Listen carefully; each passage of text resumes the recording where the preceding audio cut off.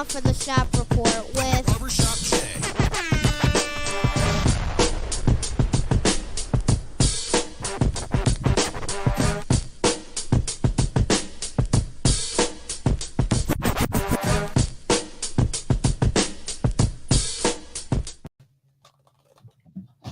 What up, sports fans?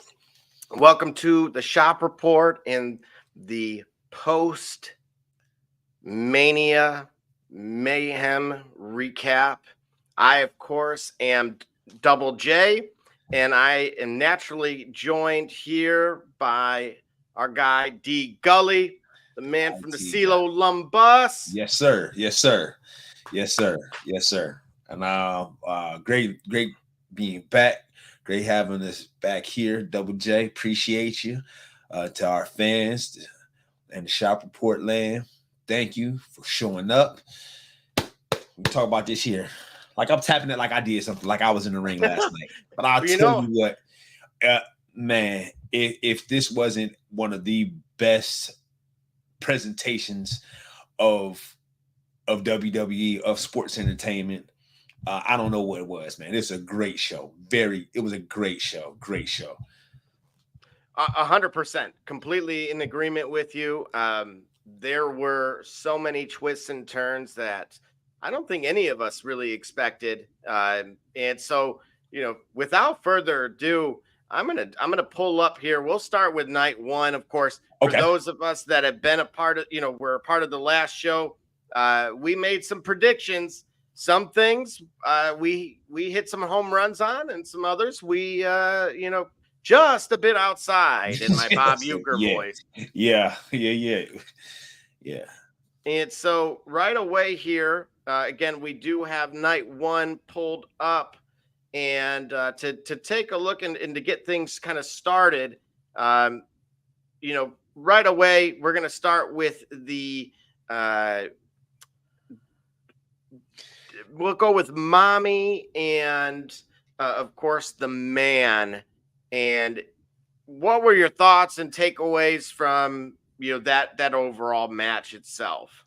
Man, I love what women's professional wrestling has become. It's become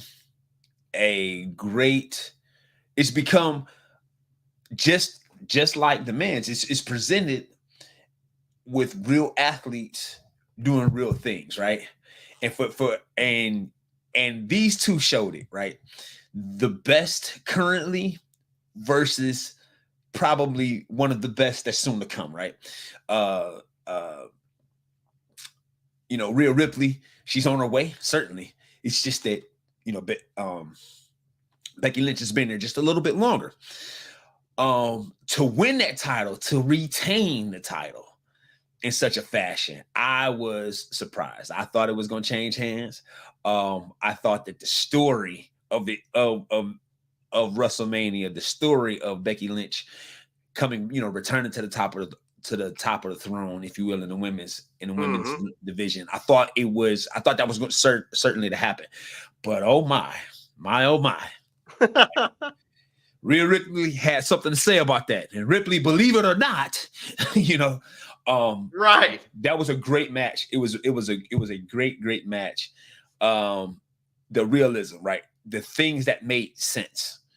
One of the things that you get with the women's match that you can get with the women's match is you get things that make sense. And this match was one of those. And I really enjoyed it. I really I couldn't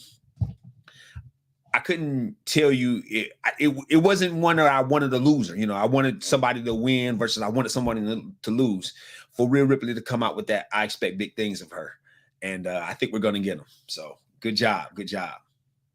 Absolutely, and a little, without spilling the beans or being a kind of spoiler alert as a whole, and for that weekend to have a lot of exchanging of hands with titles. Yes. For this one to remain, I thought was very impressive. Naturally, the way that, as we'll learn, despite some of these results, what are your thoughts on Judgment Day being, potentially leapfrogging the Bloodline as the power faction. You know what? This year, for as much as I rant and raved about WrestleMania and about WWE overall, I forgot about that until you reminded me just now, right? We come to find out later, if we stay tuned. If you haven't seen the show, we try to not to spoil it before we get to the card. But Judgment Day has become that team, right?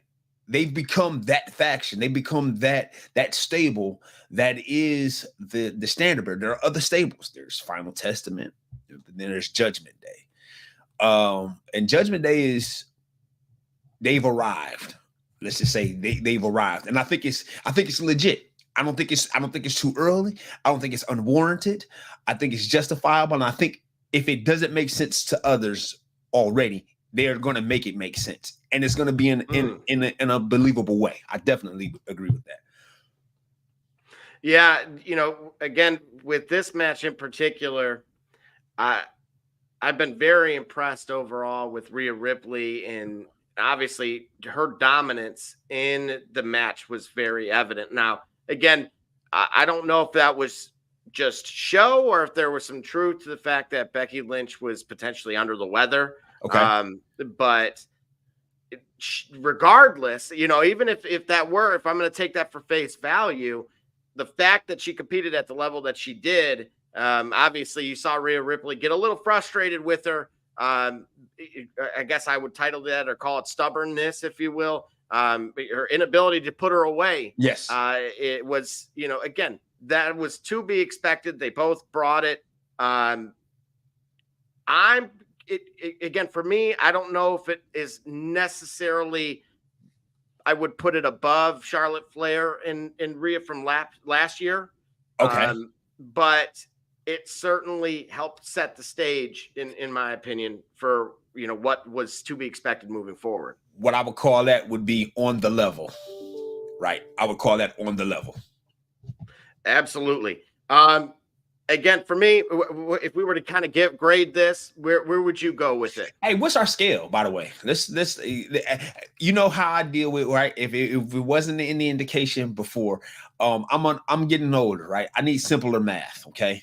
I can't go through a list of 1 to 100. I can't do a 1 to 10 or 1 to 20. We're not doing that, right? Because after a while, the 10s and when you do 1 through 20, your 12s and 14s are going to be too similar and it ain't gonna make no sense. So we do 1 to 5, or we do classic AP, college prep, A to F. What we doing? Let's make it 5. Let's make it out of 5, right?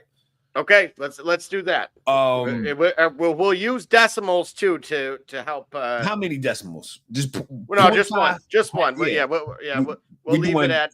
We can go 0.7. You could go better than halves. Yeah. Oh, okay. Absolutely. All right. So we're gonna give this one here. I'm gonna give it I'm gonna give it a 4.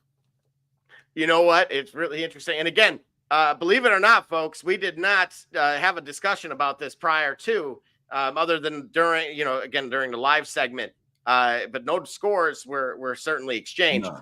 I had 4-1. You had 4-1. Okay. All right. I think we're very much on the same page there. You're gonna have a whole bunch of more decimals than I'm gonna have. I'm gonna tell you that right now. I don't know. Like I said, I just turned 40, bro. I just realized how simpler my life has become. So yeah. It's gonna be, I'm gonna give it a 4. Maybe I might give it a half. We're gonna give it a 4. Let's move on to the next one. Hey, but you know what? We do need to keep score though. Okay. All right. And so, again, shout out to everybody that's watching. I know there's a few people on Twitter right now, or X, as well as shout out to the Facebook folks. Can we just call it Twitter X? Sure. Or X Twitter. I like think Twitter that's above X. Our pay grade, but I'm gonna call it Twitter X because no one's gonna start calling it X. Because when you say X, you'll be like, oh yeah, Twitter X. Okay, give them both names. All right, Elon, you tried, but look, I'm gonna help you out. Twitter X. Well, moving right along, we're going to go to the Undisputed Tag Team Championship. That, of course, consisted of the Judgment Day roster. It certainly felt that way. And for me, whether it's a Royal Rumble or just anything with tables, ladders, and chairs, It captures my interest. And certainly when the bodies are hitting the floor or everything else, it's hard to disappoint. So we had, again, Judgment Day as the champion. We had versus DIY versus the New Day versus the Awesome Truth versus A-Town Down Under versus the New Catch Republic. Again, that was the 6-pack ladder match. Yes. What say you? I was was pretty impressed that they somehow, it wasn't the mess that I thought it was going to be. I mean, they're all professionals, but I just feel like, okay, you've got 12 competitors, then you've got ladders.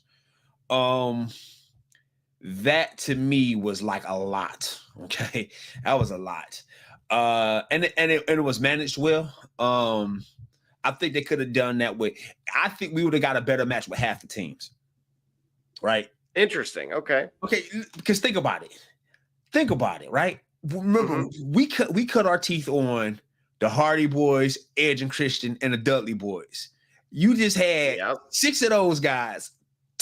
I mean, they named table ladders and chairs because of them. You could, less is more.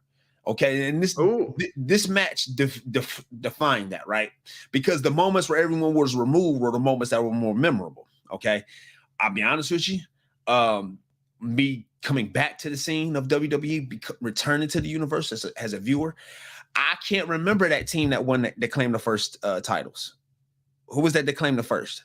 That was the A-Town Down group with New Catch Republic, right? Yep. They won the SmackDown titles, right? Yes, they got the SmackDown titles. Okay. Correct. And then Awesome, right? Awesome Truth. Correct. Finally had his moment. And again, there was some chaos there, if you remember, where they tried pinning someone. Oh yeah. R-Truth delivered on being aloof again. Like it's coming, but it's hilarious, man. It's hilarious. My God, he's able to pull that off. You know what I mean? Senility is comical. You know what I'm saying? You can have fun with it, man. But I would say I'd give that match, because of the cast, I'm gonna give it a 3.5. I'm gonna give it a 3.5. Because you know what? There was one moment that there was the spot where, was it Damian Priest? Wait a minute, who was that came off the? Yeah. He came off the ladder. It was that straight down spot. Right. Yeah, there was some pretty good spots there. Overall, like I said, it was a bit much because it was just so much. It was too many people to tell a good, consistent story. So I'm gonna give it a 3.5 because it really wasn't. It wasn't that bad. Actually, it wasn't that bad. No, and I liked what Kofi's trust fall, if we want to call it that. And certainly, R-Truth getting a little bit of revenge on Damian Priest. Yes, and certainly. In my opinion, the finish itself kind of fell apart. But I would give this a solid. You said 3.5. I gave it 3.5. I'm going 3.3 here. 3.3. Yeah. Oh, let us continue to do service to something that should be mentioned. If I'm not mistaken, did we have a female referee in that match? I believe so. Did she call out that ladder was unsafe? On Damian Priest, and then it resulted in them getting another ladder. That's correct. Good eyes with all that chaos. We understand what professional wrestling is. We're gonna take it at face value for the show today. Let's recap, okay? We're gonna take it at face value, but even taking it at face value, her to be able to see that, because that could have, considering how else the night went for a few of those guys involved, that was very important that she was able to make that catch. Shout out to referees and shout out to her for proving that as a woman, she is still a referee. Get what I'm saying? Her gender has nothing to do with her ability or eyesight to be able to be involved in a match, to call a match, and to do it, just like anybody else would. You know what I mean? So yeah, shout out. Absolutely. And again, before we get into our next match, we're going to take a quick 1-minute timeout here, and then we'll jump right back in. It's All right, Jay cool. Cunningham, and you watching the Shop Report. I'm Harvey Diallo, and you watching the Shop. My name's Chris Murray, and you're watching the Shop Report. Oh, you're Jay Knight, you're watching the Shop Report. Bryce McKee, you're dropping in on the Shop Report. Barbershop Jay, Quentin Hines, Super Bowl champion. I'm ready. Let's do it. I'm on. Hi, I'm Mars Edwards from Mercury Stadium, and you're watching the Shock Report. Hey, I'm Billy Butler, and thank you for watching the Shop Report. Hey guys, I'm Les Norman, former Kansas City Royal, and you're watching the Shop Report. Commander Brown, Detroit Rivers Mountain Training, and I'm watching the Shop Report. Hey, this is Doug Flynn of the New York Mets. Well, a few other teams, of course, too. And you're watching the Shop Report. I'm Matt Ramos, and you're watching the Shop Report. How you doing? I'm Rajay Davis, and you're watching the Shop Report. How you doing? This is Nelson Figueroa, former Major League pitcher with a lot of teams. You're about to listen to the Shop Report.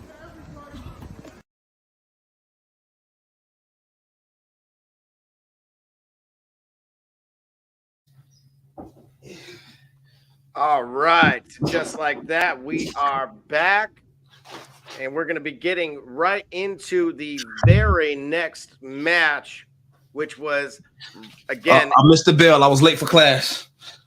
Yep, and someone's already jumped from the top rope. Oh boy! And so the next match was Rey Mysterio and Andrade versus Santos Escobar and Dominic Mysterio.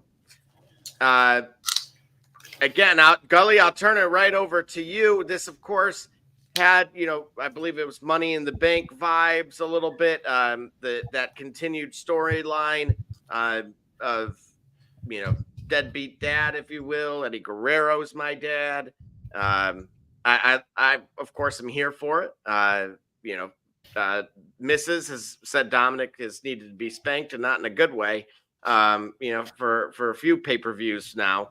So she not only doesn't like mommy, she doesn't like Dominic either. So can't win with or without.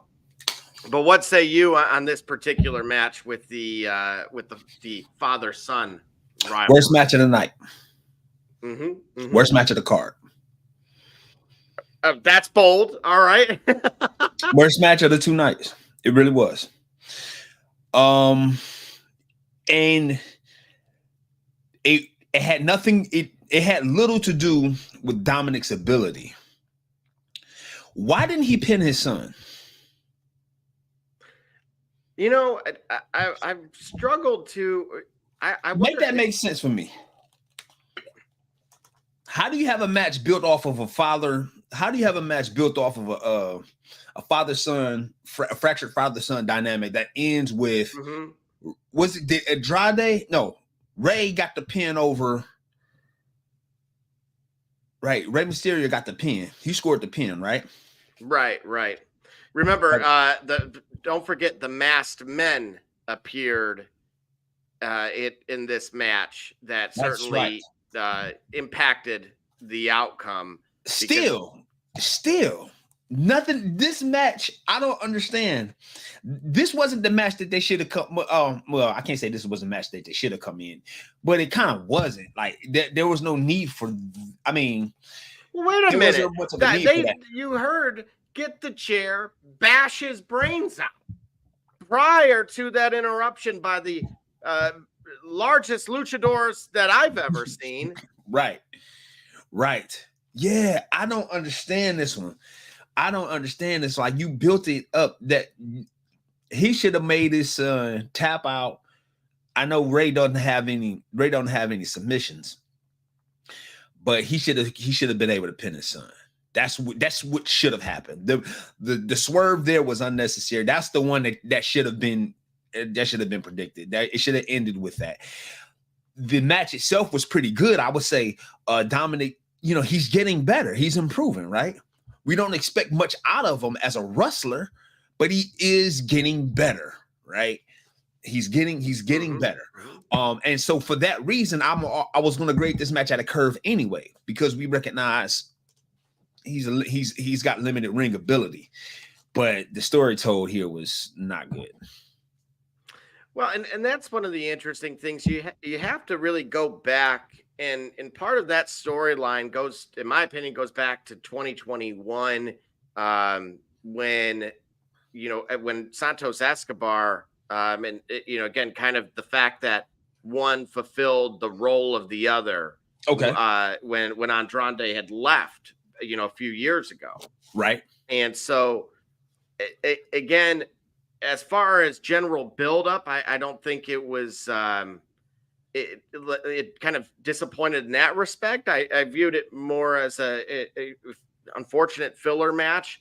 It's again, we've had the history of these guys. I don't think everybody may have remembered kind of what I was referring to way back in 2021. And if unfortunately they didn't spend a whole lot of time building that up because of everything else. I think that was and rightfully so and necessary with some of the other matches that we'll ultimately get to. Right. But seeing, and I think they tried to overcome that by, seeing the rest of LWO and I believe Phantasma had gotten involved and Joaquin Wilde had gotten involved. Yep. And so again, this is what I mean about why I suppose that the why to your question about was the masked luchadors necessary, I guess that would serve as the yes to that. Yeah. And then of course, again, some hometown flair and cooking with, with Jason Kelsey, as a personality. But for me, if I were to rank this one, I'm going to go with a before that, before I get to that. See, there it is. I told you. Right. Look at that. I wish he would have. I can't stand his son. I know why. I have a good idea why. But I'm not about to get you in trouble. Okay? Right. Oh no, you're absolutely right. Let's just leave it at that before I end up on couch detail. Exactly. I got room in the spare room here. If you need to make a drive down to Columbus. Absolutely. I'm surprised we didn't hear nothing about the whole match. We had to say her name eventually. We had to say it at least. I mean, she was on the card. Well, for me, this is a 2.7. Again, I'll give the 0.2 for that hometown flair. You go ahead with what your thoughts on this one. Yeah, I'm gonna have to give this a 2.5. I'm gonna have to give this 2.5. It was horrible storytelling, and you don't end a match. Like I said, you don't end a match with the father-son dynamic, with the father not pinning his son. I don't care who else was involved. You know, in the match without some drama, maybe him being forced to accept accountability. It was just really, I got the win. What does that mean? The story doesn't even look like it looks disinteresting if they continue to move on. It doesn't look like it's final. It doesn't look like it's interested in moving on. So, worst match of the night. Well, in my opinion, I think there was one that might have actually been worse, and we're going to get to it right now. What? Right now? Oh, yes, we are. And so, again, before we do, I want to shout out everybody that is tuning in, both on X as well as certainly on Facebook as well. By all means, please comment. We will certainly throw it up on the screen. And moving right along into that next match, it is Yeet versus No Yeet. And what say you to the Usos squashing their beef, and they are or are not their brother's keeper? It didn't squash their beef. It definitely adds to a future story. I would love for them to be challenging in a few years for a mid-card belt, WWE Championship, if not Universal Championship. I don't know that they're ready for that yet. It missed some spots that I was surprised that siblings, let alone twins, couldn't get together, right? Mm-hmm. I was not a big fan of them no-selling those kicks. You know, but that was a recurring theme throughout WrestleMania, though. The whole the sparring back and forth for them to no sell that no sell stalemate for them. I wasn't a big fan of it. Well, but isn't that meant to capture, that hesitation of about a true desire for revenge? Aren't we supposed to dig a little bit more than meets the eye with that? Because again, what you saw right away when the match started was what Jimmy did with the suicide dive. Yeah. And the bell hadn't even rung, if I remember correctly. So yeah. And so it started out with, I suppose, what I had intended or hoped for. But of course, again, kind of seeing that what you're pointing out, I kind of was looking for, okay, now I understand there's some pain there. There's some serious therapy sessions that are needed. yeah, for sure. I was hoping for a little bit more. I think it was still pretty good. I was hoping for a little bit more out of them. Can I ask, is it because we thought, or certainly I'm speaking for myself here, I thought this would have been, despite explaining that hesitation, emotion would, if we were to have the word emotion and had to put it on any one of these here, I would have put it squarely on that particular match. And it felt like it didn't deliver. I think it's because Jay won. I wanted Jimmy to win. I wanted the bad guy to win this one. And I think you kind of underscore why. Imagine if you play the long game and you go out on your own, you try to do it, and then Jimmy, big brother, even though it's 9 minutes, he just farted before Jay did first. That's all it really means. If Jimmy wins, if bad guy beats good guy, then good guy is in a state of peril. I tried to do the hero thing and it didn't work out, quote unquote. It didn't work out. Sure. Do I dig down deeper? Right. You know what I mean? If you look at stories that we hear over time, once upon a time, the good guy does the good thing and he ends up worse off for it for a time. This is interesting. I was pulling for Jimmy to win because I think Jimmy, if I'm not mistaken, see, I got to watch that match again. I like one of those two as a singles competitor better. I can't remember if it actually is Jimmy. I think because of the story that's being told, I'm firmly team no yeet, even though I'm sick of saying that. I think I like Jimmy as a singles competitor better, but I got to remember, I got to watch him. I think they missed a couple of marks there. And I think the story could have, there's room for the long game. I mean, I think they made up for it last night in a significant way. But if we're talking about the match itself, it was good. It was better than, it was a better family dynamic than what we saw for Ray and Dominic. For sure. That's why I can't rate this match below the Mysterio tag match. I can't do it in good conscience. But again, so much emotion, more. Again, this is why I'm bringing up the history that Ray and Dominic had, where, again, I'm putting emotion squarely on this particular match.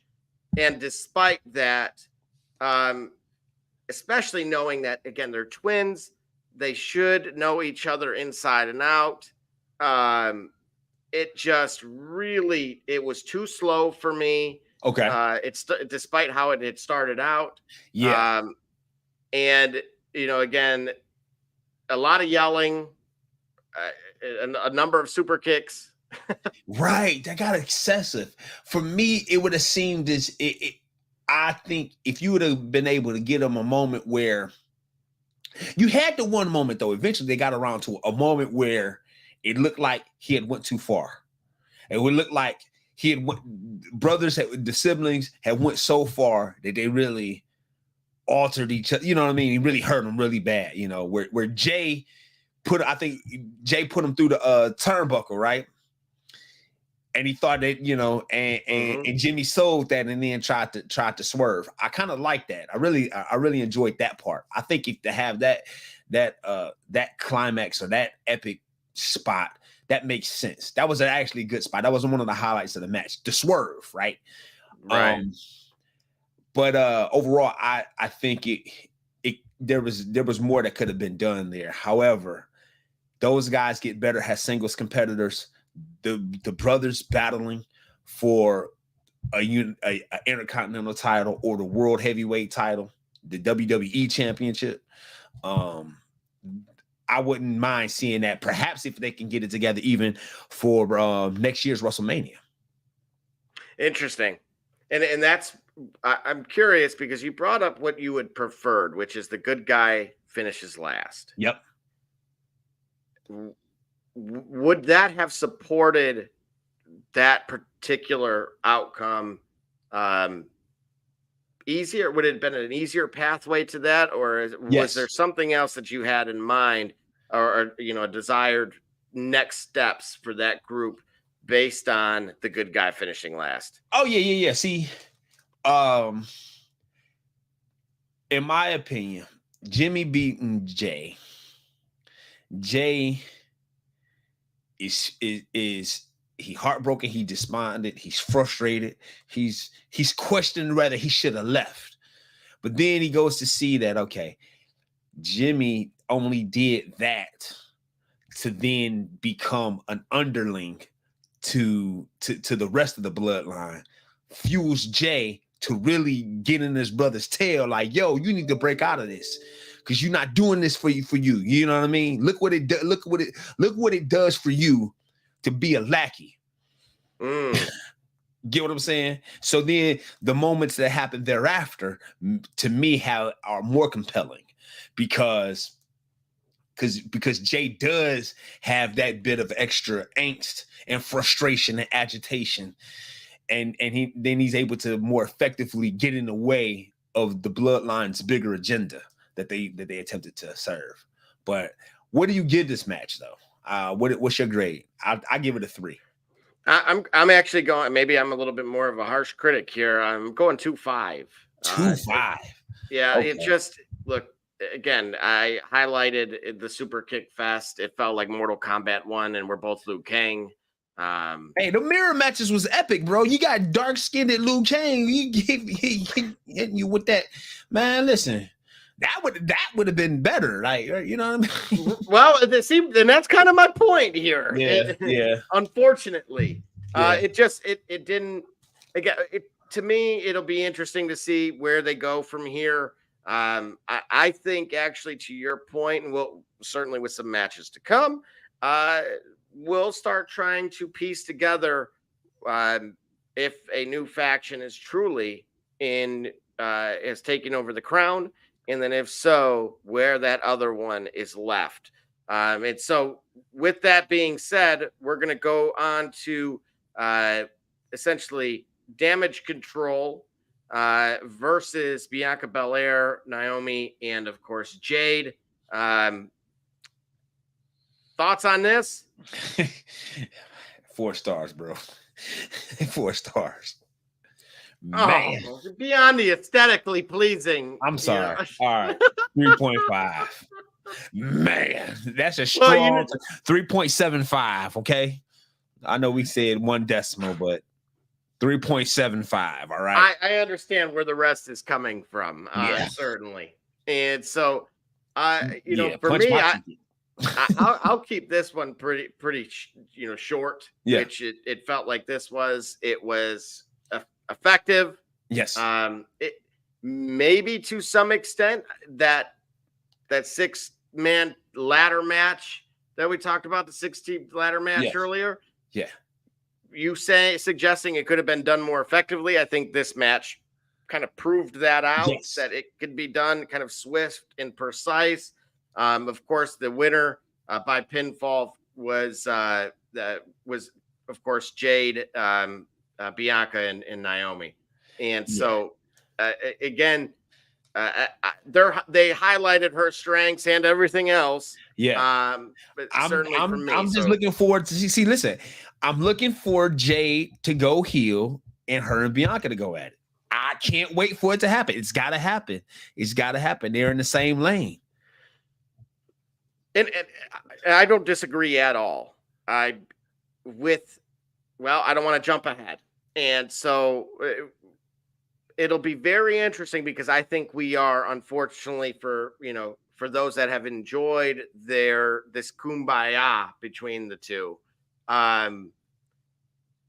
it is going to be relatively short-lived. It is. It is. Once a belt becomes involved, and it will. I think in the buildup, that's what I'm looking for. But that's what I saw.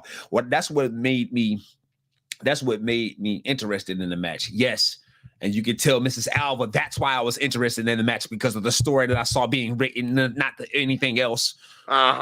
Yes, you could tell Mrs. Alva that. And my wife. Yeah, never mind. I'm not going to get myself in trouble here. Come as an admission of guilt. Yeah, but it was a great match. It was a great match. I mean, they are impressive. They are impressive. Physically gifted athletes. Damage control. The way they move in or around the ring. And I guess that that because of the Japanese style of wrestling. Whoa. Yeah, listen. That's what I said. Whoa. That was an excellent talent in the ring. I have not seen talent like that in a long time. That's the best pure concentration of talent I've seen in a while. Okay. No argument here. However, in terms of the match itself, I'm going to go, I'm going to give them credit for being quick and looking good while doing it. I'm going 2-9. 2-9. I'm going to go 3-5. I'm going to go 3-5. I understand. 3-5. Yeah. No debate from me. And really, we real quick. And again, I started talking about the team that won, but again, it's because I did like the camaraderie and the teamwork at play, and the dynamic teamwork at play from Damage Control. Like they're some great athletes. You know what I mean? Great spots in that match. Yeah, again, here we go. Ray and Dom's story is just stupid. I realize that's the whole point and why people watch it, but I hate it. I disagree. It hasn't been the most fascinating, but it allows you to re-immerse yourself in the era of Eddie Guerrero and the role he played. Again, the resurrection of LWO, of course. To me, in the name of Eddie Guerrero, I'm okay with it. And it certainly at least makes things that make you say a little bit. Yes.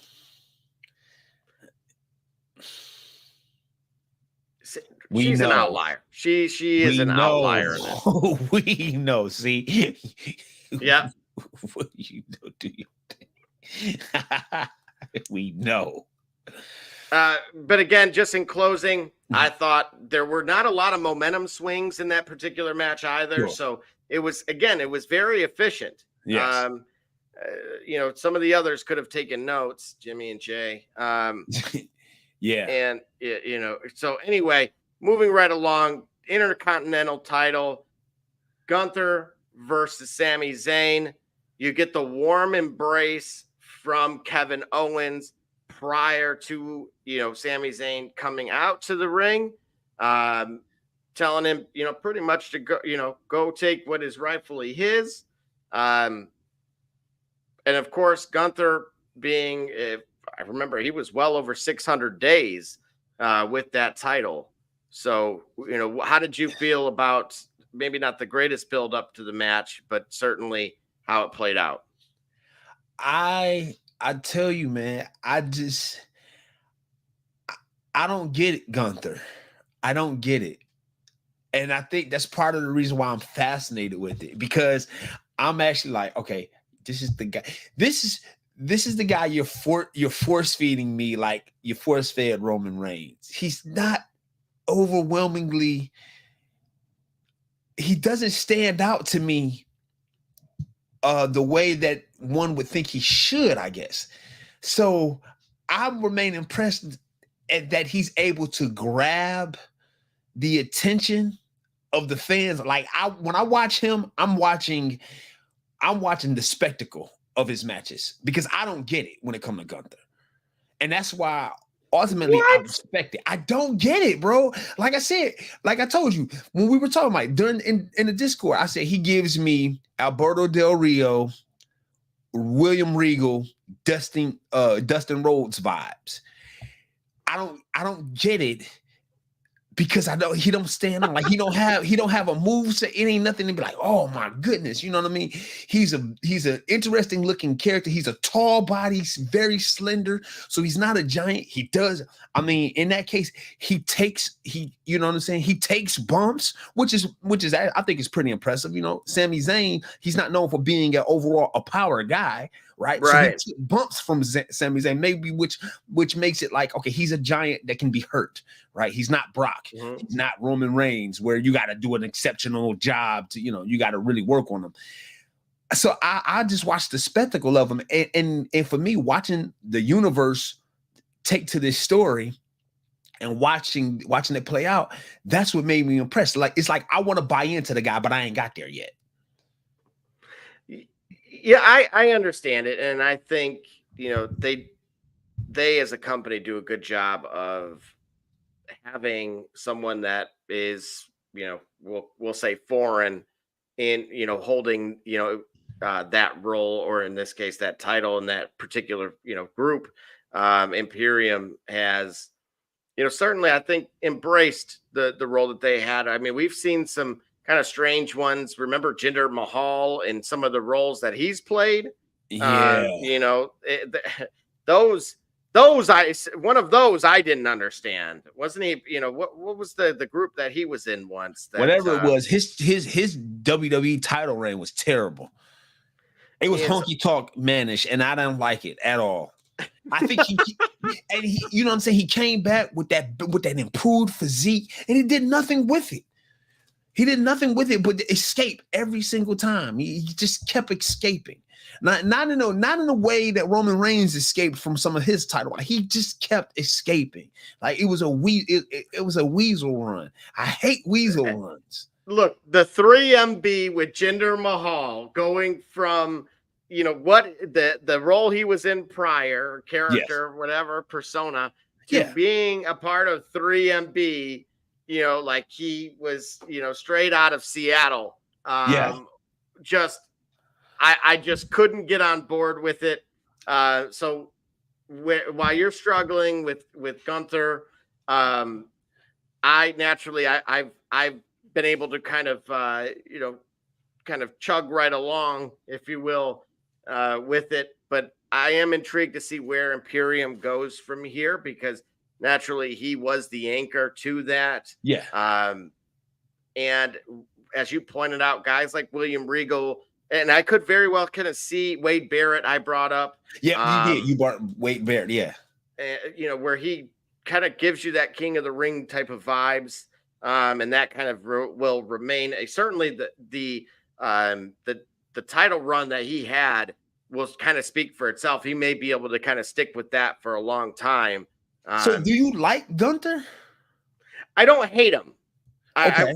That's why I kind of throw him right into that same group, because, you know, Wade Barrett, Alberto Del Rio, that they all kind of had that same. See, Alberto Del Rio though was kind of like the best to me. See, Alberto Del Rio, in the end, it was like, yo, I got something left. There's always something in my bag. Like I gotta poke to the eye, or I got a counter kick that's just out of nowhere. You know what I mean? I have something that when I'm down, I'm not out. I got something that'll keep you going. You know.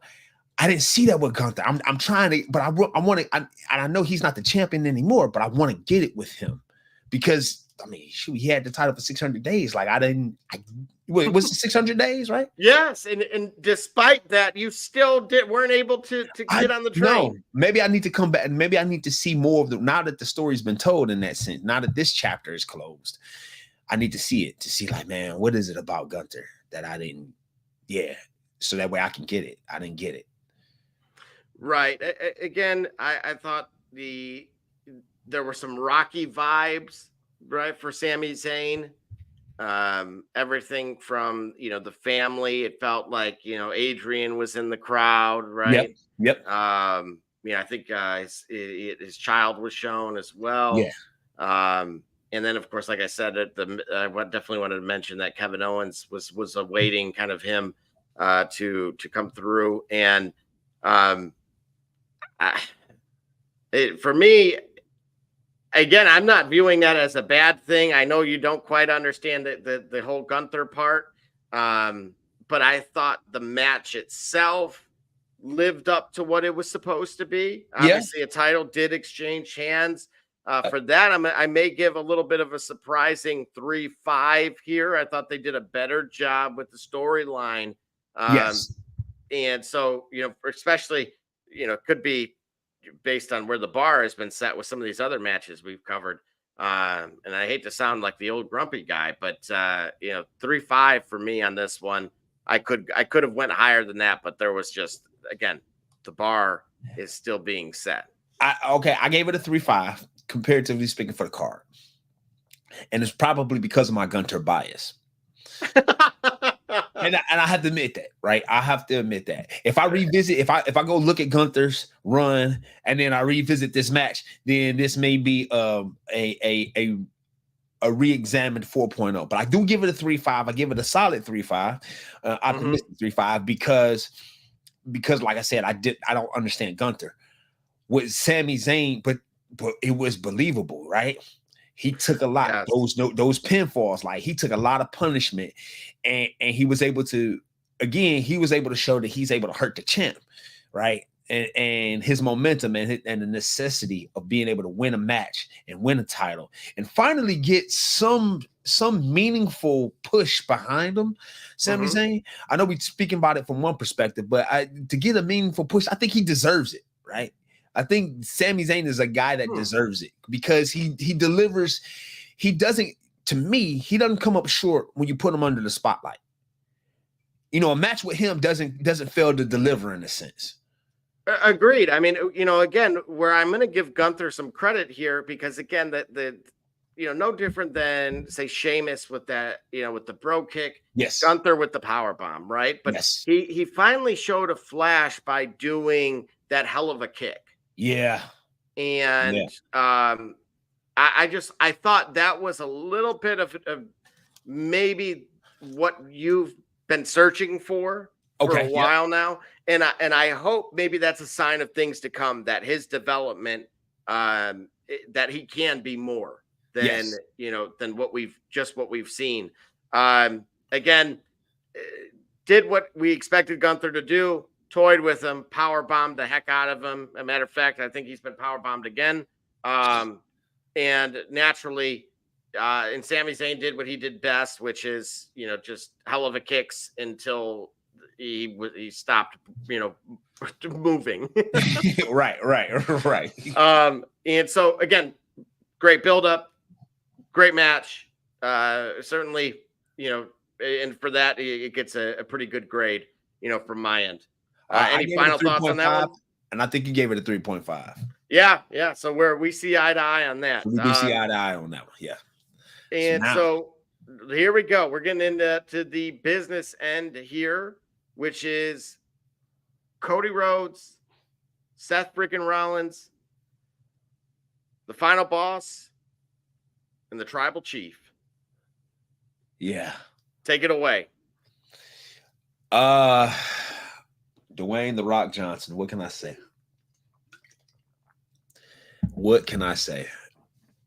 The story that you interrupted. That you halted like an accident on freeway traffic in the morning and rush hour. You interrupted.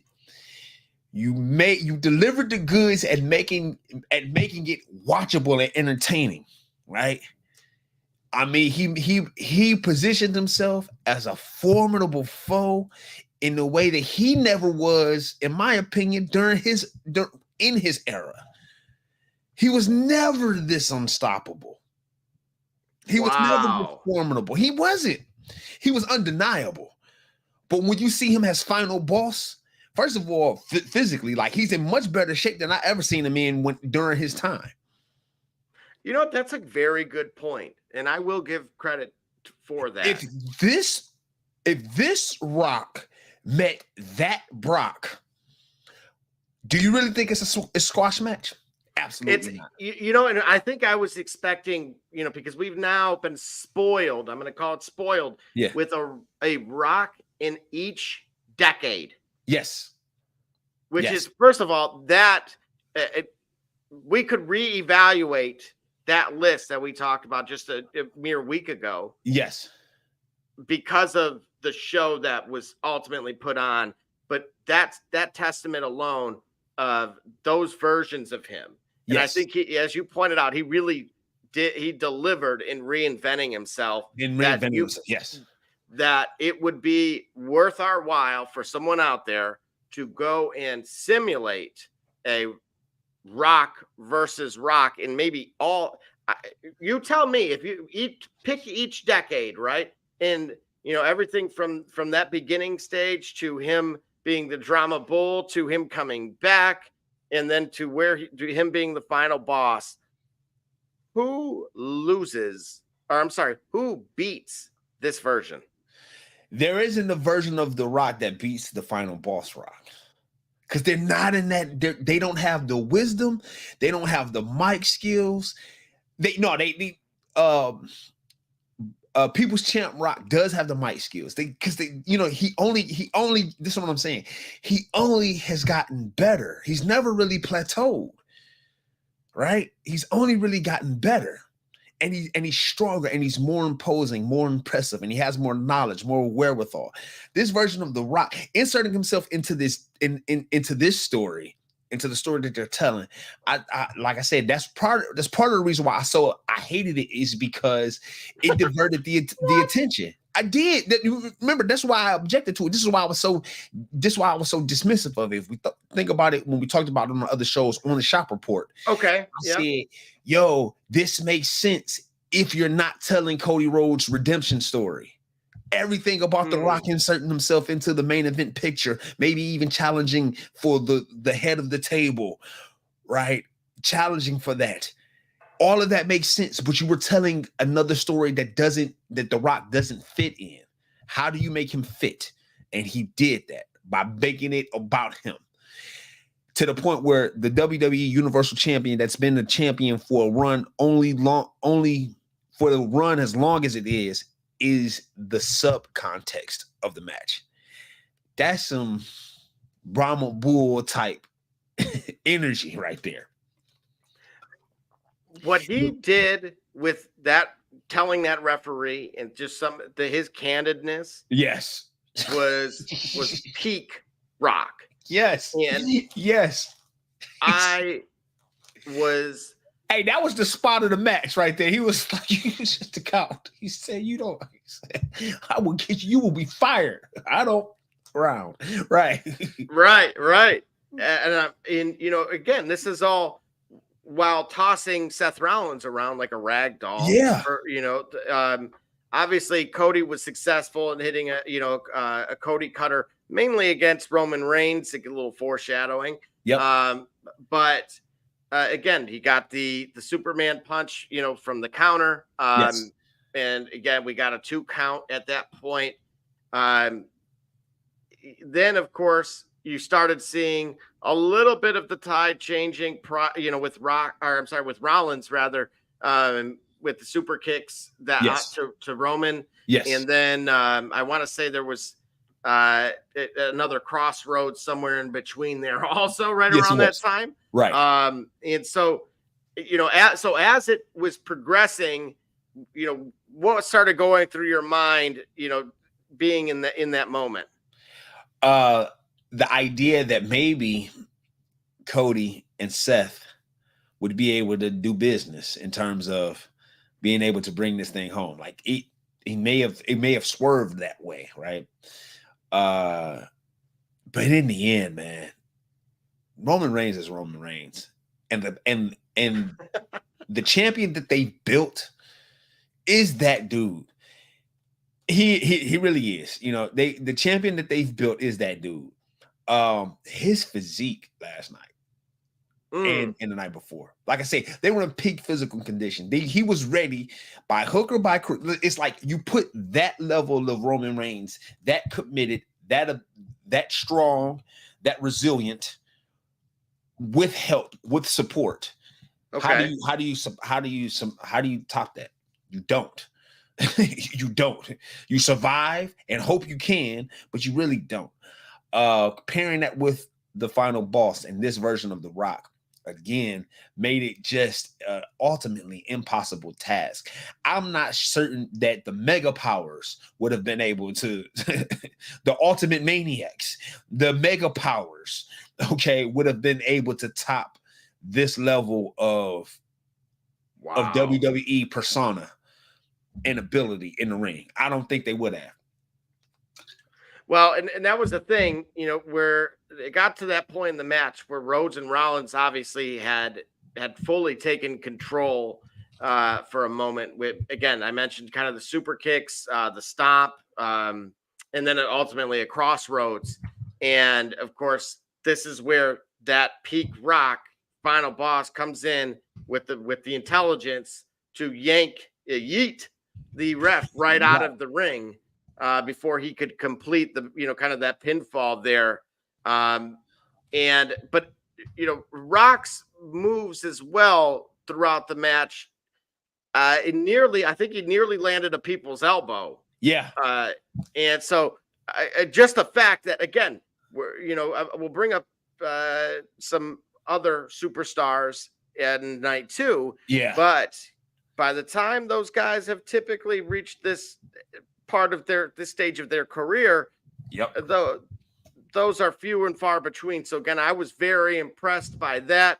Again, of course, Cody hit him with a Cody cutter, Superman punch. I mean, there was no denying the amount of just haymakers that were being thrown in this match. Yes. So what are your thoughts there?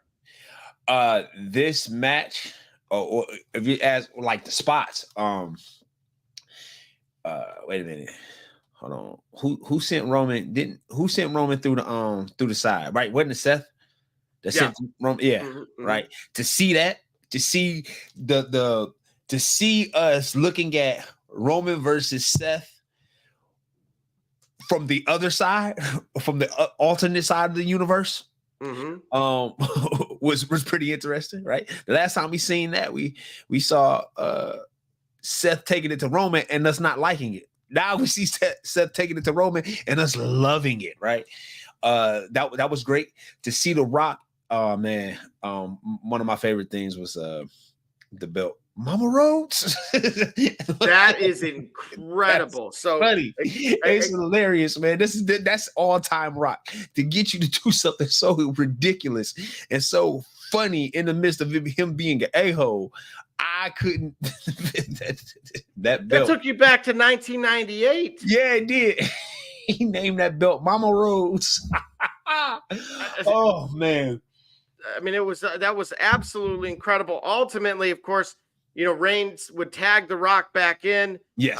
You get a rock bottom, you get a people's elbow, and ultimately a 3 count, which then, of course, meant Bloodline rules for night 2. Yes.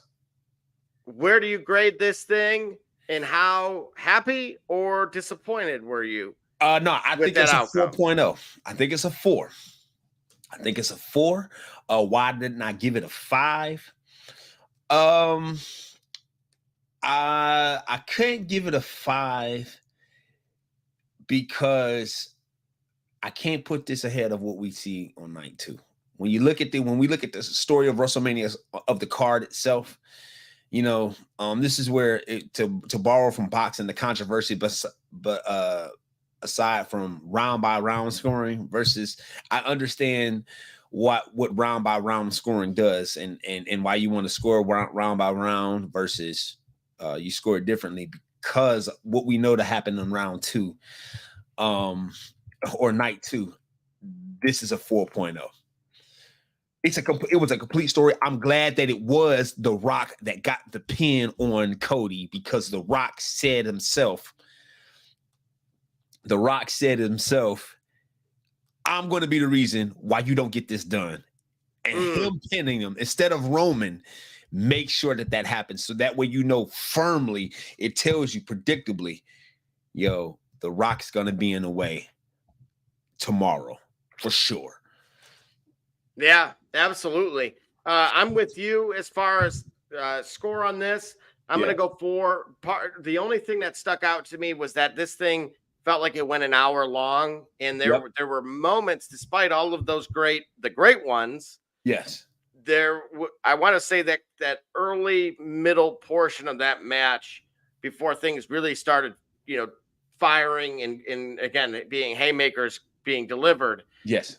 It felt long. Yeah. And okay. Yeah. It felt like it was getting there. Yeah. Yeah. So it got a little long in the tooth for me. But it certainly delivered on the back end. And so with that being said, we're going to get night 2 populated here in just a moment. But for those that are, just joining us, again, I'm going to do a quick 1-minute recap of, those matches and results. And then we're going to jump right into night 2 as well.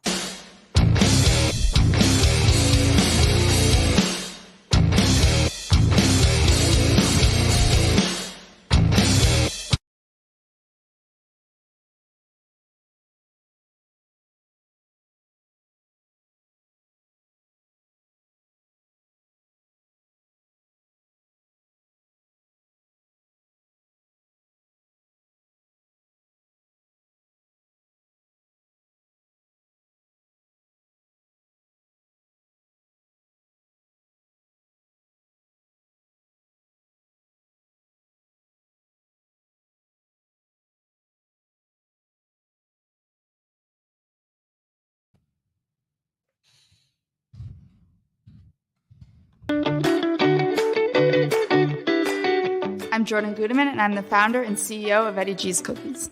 I was first diagnosed with a nut allergy when I was young. At the time, there weren't a lot of labeled items that said if there may contain nuts or there are nuts in the food, so my brother and sister and I baked a lot at home, and we enjoyed treats from mixes and things like that, but I noticed that it was not the same as what my friends were enjoying, and I started making up my own recipes. When it was time to pick a career, I decided to start a bakery so I could share my treats with everybody else. When I started creating my recipe, I was taking in all the things that I thought I was missing out on. A soft, chewy center, a crisp outside crust, and a taste that is just like it came out of the oven at a bakery. When I put all those things together, I had come up with a recipe for a dream cookie. Eddie G's Cookies only uses the finest ingredients. We have all natural flavorings, no preservatives, and every cookie is made in a nut-free environment. The best part about Eddie G's Cookies is that they can be delivered right to your door. You can share them or not. We won't tell.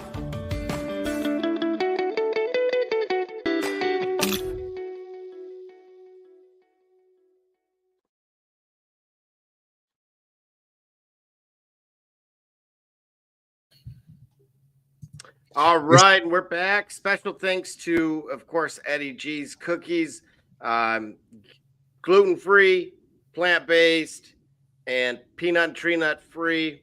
Of course, no preservatives in any of those.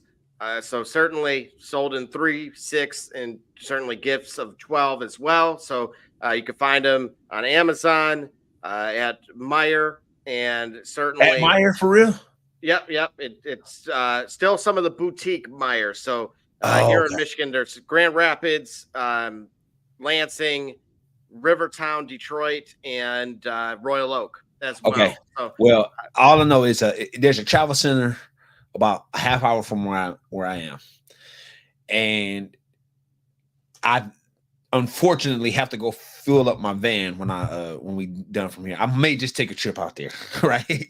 So I can go get some of the Eddie G's cookies, man. Yeah, I'm gonna go find them for sure. All right, and so with that being said, we get to the business end, night 2, WrestleMania. Obviously, Philadelphia, Pennsylvania, kicking things off. A great card, as you see here. Yes. Where should we start this thing? Oh, keep it in order. Keep it in order. Keep go in order of the matches, the way that they came out. Because I think that order is apropos to how the card actually went. All right, so we'll dive right into it. And Except for the tag team match. No, yeah, except for the street fight. But no, just keep it in order. Fair enough. So that first match is Seth freaking Rollins, Drew McIntyre, World Heavyweight Championship. Talk about starting things off with a bang. Obviously, night one, worth noting that, of course, in that bloodbath of a match, Rollins hurt his knee. Yes. So obviously it was targeted throughout. Yes. And again, kind of give the advantage towards Drew McIntyre for that reason. Yes. Now, as things played out, how did you see it? The storytelling was great. Seth Rollins proved to be a champion's champion. There's like Triple H said in the post WrestleMania press conference, if you want to make a belt, to paraphrase what he said, if you want to make a belt relevant, worth having, you want to build momentum, you want to build desire, you want to build a belt worthy of capturing, you put it on Seth Rollins. And he does that, and he did that. Okay, and it wasn't easy for a huge, massive figure like Drew McIntyre, big as he is, man. Good night. You know what I mean? You still had to deal with a Seth Rollins that was still capable, right? Very much capable of delivering punishment, very much capable of capitalizing on your mistakes and miscalculations, which is what he did. How many curb stumps did he deliver? Because Drew missed his mark, or Drew overstepped, and he capitalized on him. But in the end, Drew wanted it, and he wanted his people to be able to see it. And oh, they did. And did they ever see it? I was very impressed with the match. I like that they did that. I think starting WrestleMania off with title matches like that, I think Seth Rollins was the architect of that. Well, not architect of that. He was the first of his kind, because I want to say, wasn't it 10 years ago? Wasn't it WrestleMania 30? No, WrestleMania 30 was in New Orleans, right? Correct. No, it wasn't WrestleMania 30. It was the one that they had in the 49er Stadium. It was an outdoor event. The Levi Stadium, yeah. Levi Stadium. I want to say the first match of the card was him versus Brock Lesnar. They just got right into it. That was the first match of the card. Seth versus Brock. Yeah, because 30 was the Orton Batista type at the Superdome. Okay. I think Daniel Bryan was in that also. No, it was I remembering it was Brock versus Seth, and they opened the match up, and that was when WrestleMania was just one night, but they opened the card up that way. That was a phenomenal way to do it. To get people there's no build up. We're gonna get your attention right here, right now, and we're gonna keep you glued to the seats or glued to the screen for the next however long. I liked it. I liked the match. I liked the storytelling. I liked the idea that I thought that Seth would be able to retain his title. And it wasn't to be so, but well, he was in control of that match. It felt like start to finish. I brought up the hobble. You say who was in control? Drew? I felt Drew was, yes. Seth being hobbled. It wasn't overdone, but it made sense. Again, he missed I want to say, gosh, what was it? Was it a curb stomp he had tried? I'm trying to remember. He missed a move, and again, it was due to, in my opinion, due to the injury. Yes. And then, of course, we'd seen him counter though with the what was it that did he pulled out a Triple H move? Did he Yeah. not? Well, yeah, he no, I think he caught him with a couple of pedigrees. Okay. Yeah, Yep. caught him with a couple of pedigrees. Yeah. And that wasn't enough. That wasn't enough for Drew. Drew needed more. Right. Yeah. Well, and as you see, we had this occur. This now this was early in the match, right? Yes. Yeah. Yes. And so, I wanted to ask you, first, other than who was it? The NFL player, was it Ocho that pulled out the phone? Was it Joe Horn? Joe Horn pulled out the cell phone. Yeah. To my knowledge, it's the first time I've ever seen anyone do this outside of that. This was crazy though. I really like this. And it took me a minute for me to recognize this in fact was what he was doing. I thought he was just toying around on the phone. This dude went and went on and tweet. Wait a minute. Is this Instagram or was this Twitter? No, that was Twitter. Or X. Twitter X. X. Yes, X. Yeah, he Twitter X'd. He tweeted on X. Go ahead, Elon. You got to figure that thing out, man. Yeah, so for him to tweet like that, that was pretty funny. You know what I mean? That was something that I thought that was something out of Seth's book. To be able to pull off something as cocky as this, and I liked it. It was funny. It was funny. It was pretty clever. Absolutely. Again, ultimately, he would be beyond tweeting. He also was taunting. Yes. With CM Punk, who yes. is or is not cleared to wrestle. Not quite sure. He's cleared enough to do some damage, and oh, did he? So ultimately, Drew picks up the win here. Yep. I'll give that part of the match that match, we'll call it, a 3-2 for me. It was a good way to get the night started. What say you? Just for that portion of it. Well, it's the whole. Okay, see, you're going 4 here, aren't you? Yeah, yeah, yeah. Well, okay. So what do we do? We do what? Okay, so if that's the case, I don't know how we're going to do this. See, our polling is going to be skewed because if you're saying that portion of the match a 3-2, then that means. All right. So let's. You know what? You're right. My apologies. Let's be incumbent or inclusive of all of it. All right. So for that, if we're doing that, this completely changes everything for me. Okay. I'm going 4-7. 4-7. Okay. I love it. Look.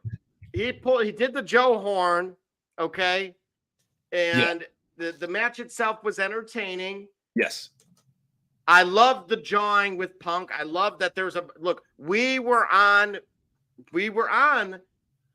just a week ago saying, and myself included, suggesting CM Punk would have something to do with it and what the outcomes of a match like this would be, and who was he going to be willing to help or assist or hurt.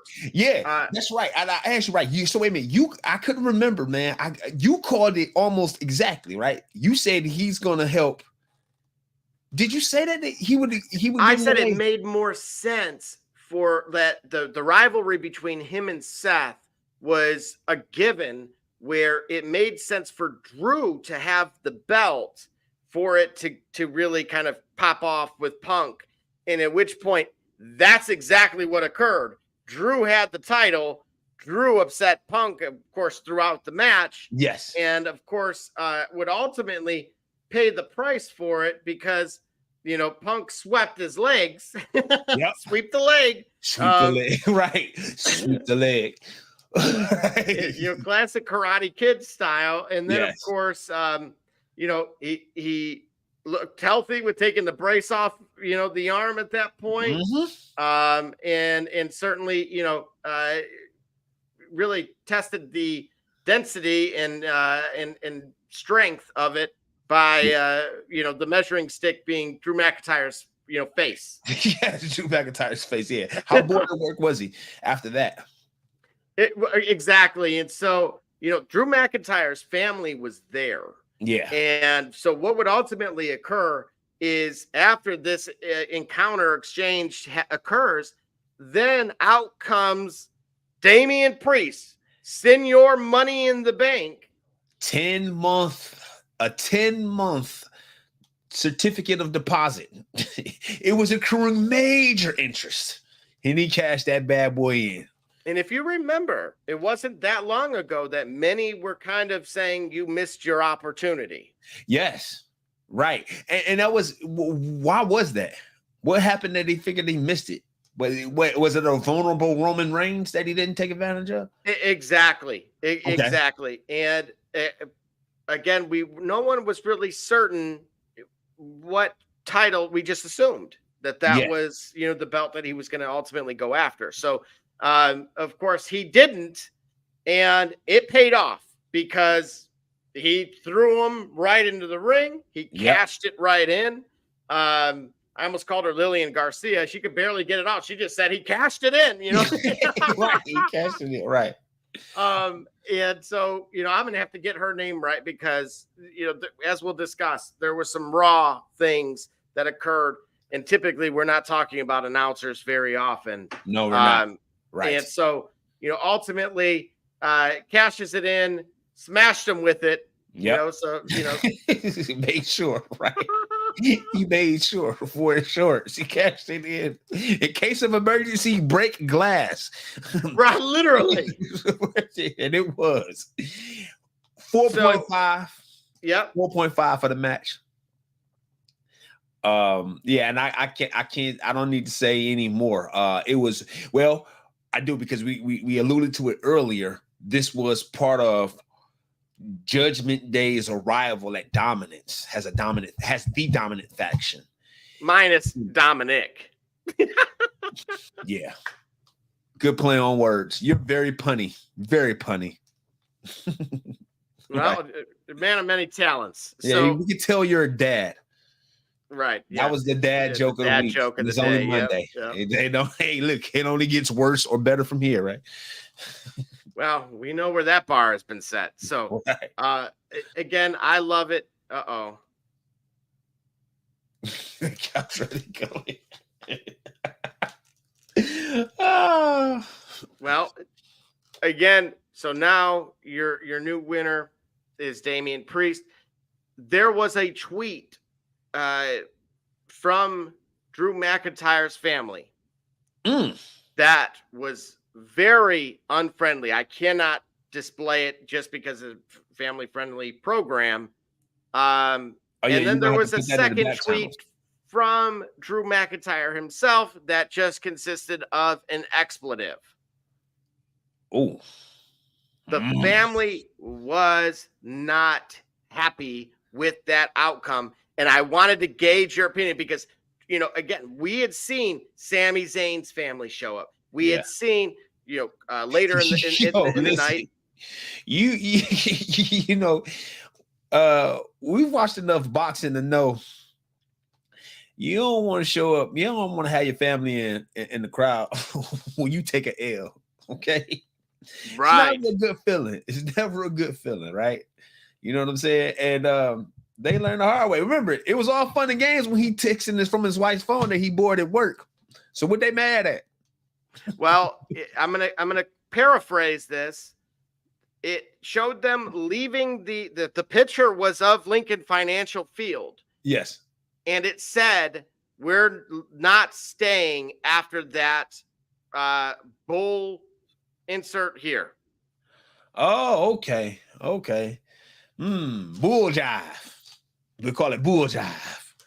Now that you know some of the verbiage used to, again, very raw emotion. Yes.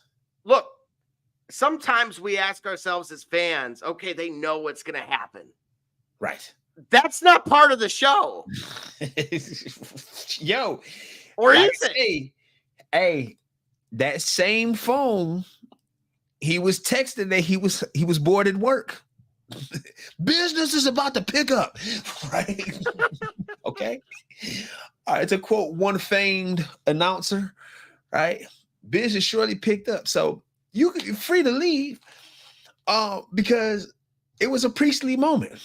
Okay, and he blessed your husband, and he went on his way.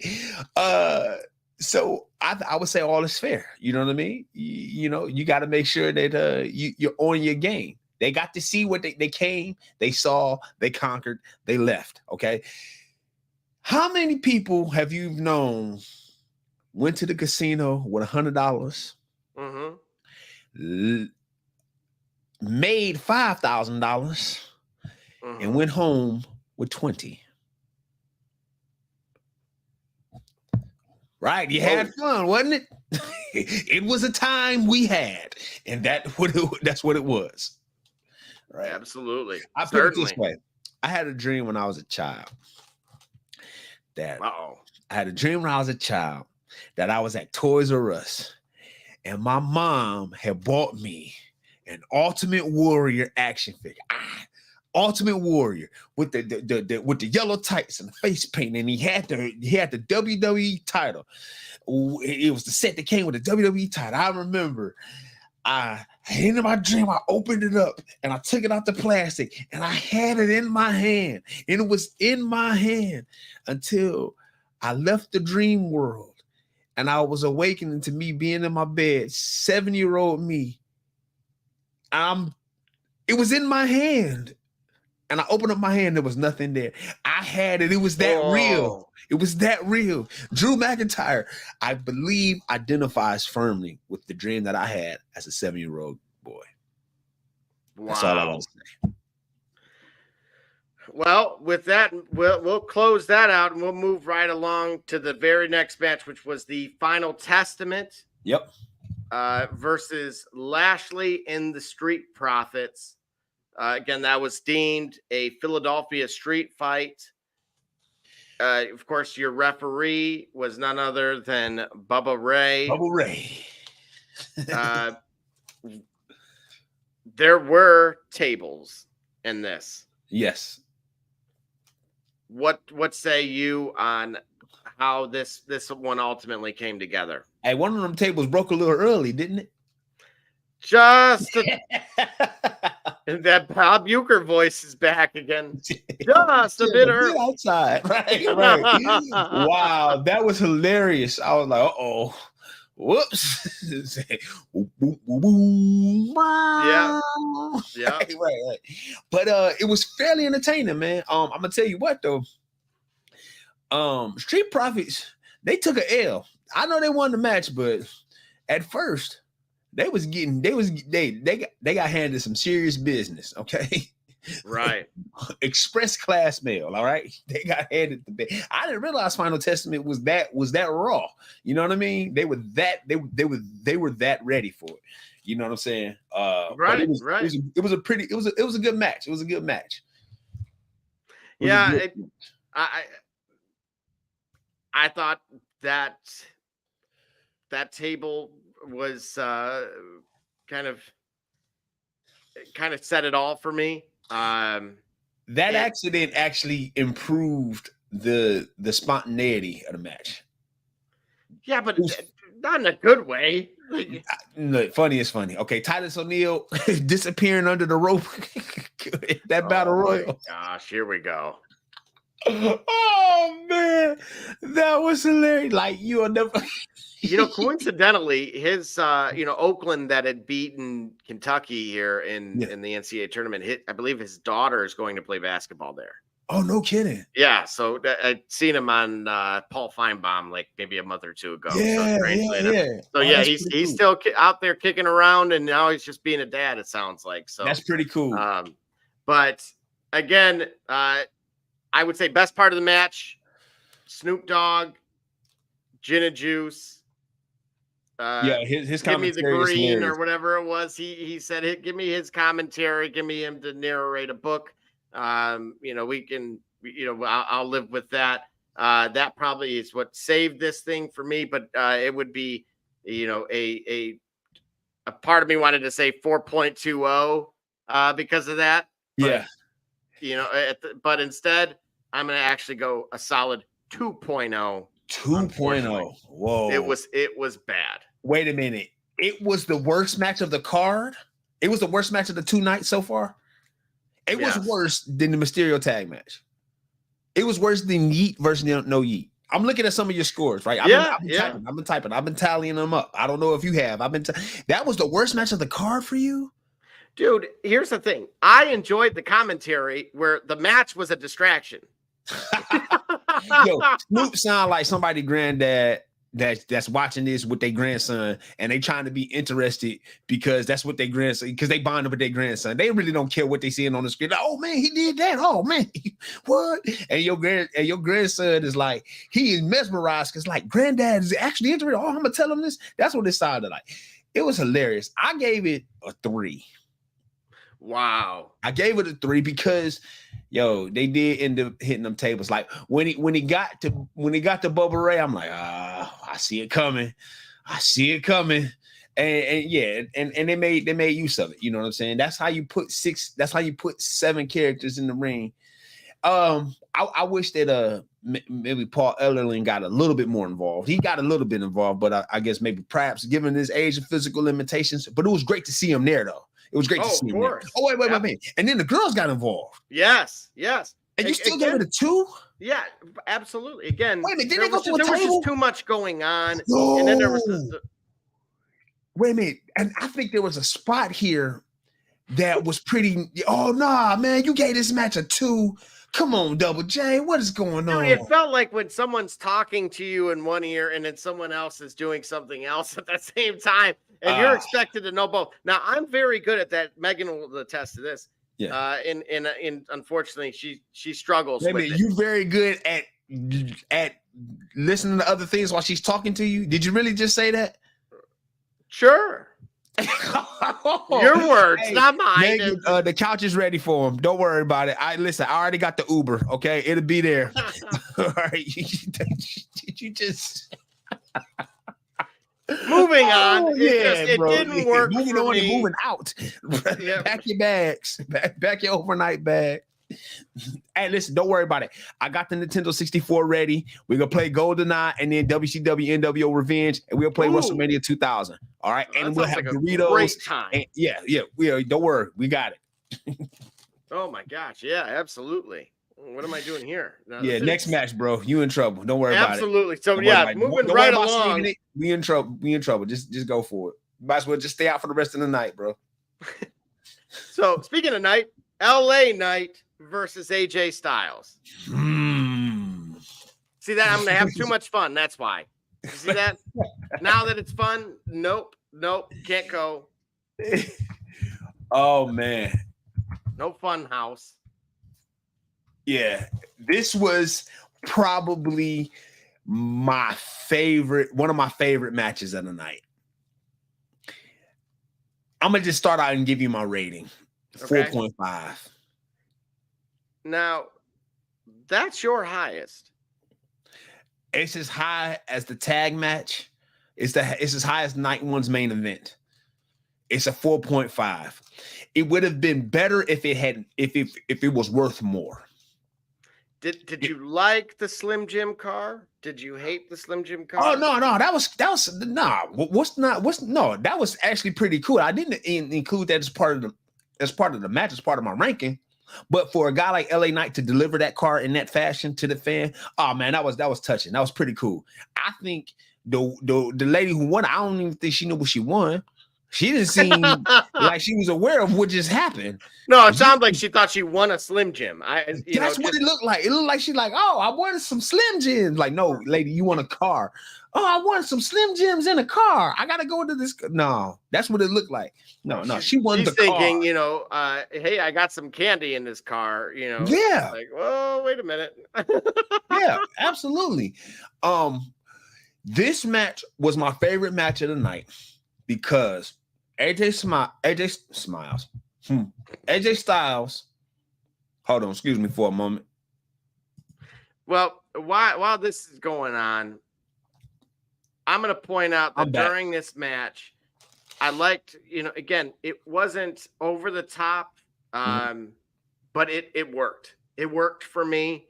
Again, there was Knight hit him with a German suplex at one point off of the top rope. That was again, it was executed. And sometimes, as you pointed out, less is more. Yes. We didn't need some of these, people being laid on tables that just magically collapse. We just need you to go out and do what you do best. What I saw in that match, it was, yes, when you talk about that, right? The work that they did on the turnbuckle. There was that counter that AJ Styles did where I think he slipped down between them, or he jumped down. And what he did was, it was a smart counter. It was a logical move. It was something that made sense. It was what Bret Hart would do. It was what CM Punk would do. Thank you. It was what, dare I say, a crippler would do. It was smart, logical, cerebral, and it made sense. It was effective. That's why I love the match. That's why AJ Styles, to me, is one of my favorites. Oh, wait a minute. When we had that list up, you were kind of indifferent on him. Was I? The list was too long. I'm telling you, man. I lost my attention. 50 people, man. Yes, I'm gonna lose interest in people I forgot about. I didn't even have time. You know what? But in retrospect, I applaud you on being able to, despite criteria being listed, you were able to see that wasn't listed. If it took place outside of the immediate umbrella, it was punished. Yeah. Or severely discounted, because the more I revisited that list, the more that became very clear and evident. Right. Yeah. Oh, here we go. Somebody's awake. See, the boss gets the day off. Turnbuckle, not a pole. Shop report, barbershop. A turnbuckle. Okay. He hasn't got the sand out of his eyes yet. No, he didn't. He wake up, my phone buzzing now. He probably talking. Listen, hold on. Let me tell you something. I'll get to him in a moment. But that match. Now, we talked about it, right? I had picked. Who did I picked? I thought I picked AJ Styles to win that in our pre-match. I think I picked AJ to win. Yep. But no, I thought I picked LA Knight. You know what? We asked the same thing. You know what? You find out, you let us know, because we needed her here for this. Right. You wasn't gonna show up. Shop report. So again, I honestly thought at one point the count out was gonna occur. Oh, you did? I don't know why. I just thought stranger things have happened, right? I would have hated that. Magically breaking. Yeah, yeah. Why not? Why not have a count out? That count out would have made it the worst match of the card. Oh, without a doubt. Sure. Yeah. That would have made it the worst match of the card. You don't have count outs at WrestleMania. And he wonders why his shop report mug hasn't arrived. Right. Hey, ain't that a misdemeanor? He shouldn't have said that out loud. You know what I'm saying? He's been but the match, LA Knight, he's getting, I mean, his appeal to me makes sense. I like him. I like the match. I like the move. The fact that he got the win over an all-time great, such as AJ Styles, in such a way, was pretty remarkable. And I got nothing bad to say about it. You know what I'm saying? AJ Styles proved that while WrestleMania is his moment to shine. So, what did you rank the card? What did you rank that match? Again, strangely, I'm gonna go with the 3.0 here. 3.0. It was a piece of normalcy that I was searching for when everything was Extreme Rules, it felt like. Do you realize you ranked that below the 16 tag match? Yeah, because again, it wasn't really anything special. You got to remember that. It was, to me, it was the right guy got the win. And, because to me, LA Knight needed the boost. And then, of course, Um, again, and so I know you disagree with that statement. Yeah, because I saw the smartest wrestling of the night. If we're talking about WrestleMania, you have personas there. We did that already, He's Barbershop. late. We did. You're a little late. Just like you're late to the job. You're ahead now. Yeah. How can you be late and early at the same time? Listen, that was your fault, Double D. You had to read that, audit those, wait for those till later. Fair enough. But no, I just thought it was the smartest wrestling of the night. I actually saw smart wrestling, and yeah, it was a normal match. I think revisiting, I think maybe to that point, I am, in light of other considerations, I am going to revise it. I'm gonna dial it down to a 4.0. I'm gonna dial it down to a 4.0 because I would have liked for it to have meant more. For somebody, for a title. I mean, it's WrestleMania, so a title needed to be on the line. If it was an Intercontinental United States title, or if it was, hey, this guy's gonna wrestle for the World Heavyweight title later that night, that would have made it more. So I'm going to dial it down to a 4. Yeah, but you know what? We know that in that business, not every time is your time. Sure. And I think for LA Knight, it needs to be his time. He needs that more than AJ Styles does, right? AJ Styles is on that list. Yeah. LA Knight is not. He's far from it. Yes. He's put in his time. Yep. So I think it would get a well-deserved outcome, but we need some more on, to add to his plate, if you will, from an accolade standpoint. So I'm intrigued to see where it goes from there. Sure. And here we go. Yes. Yes, he did. Yes, he did.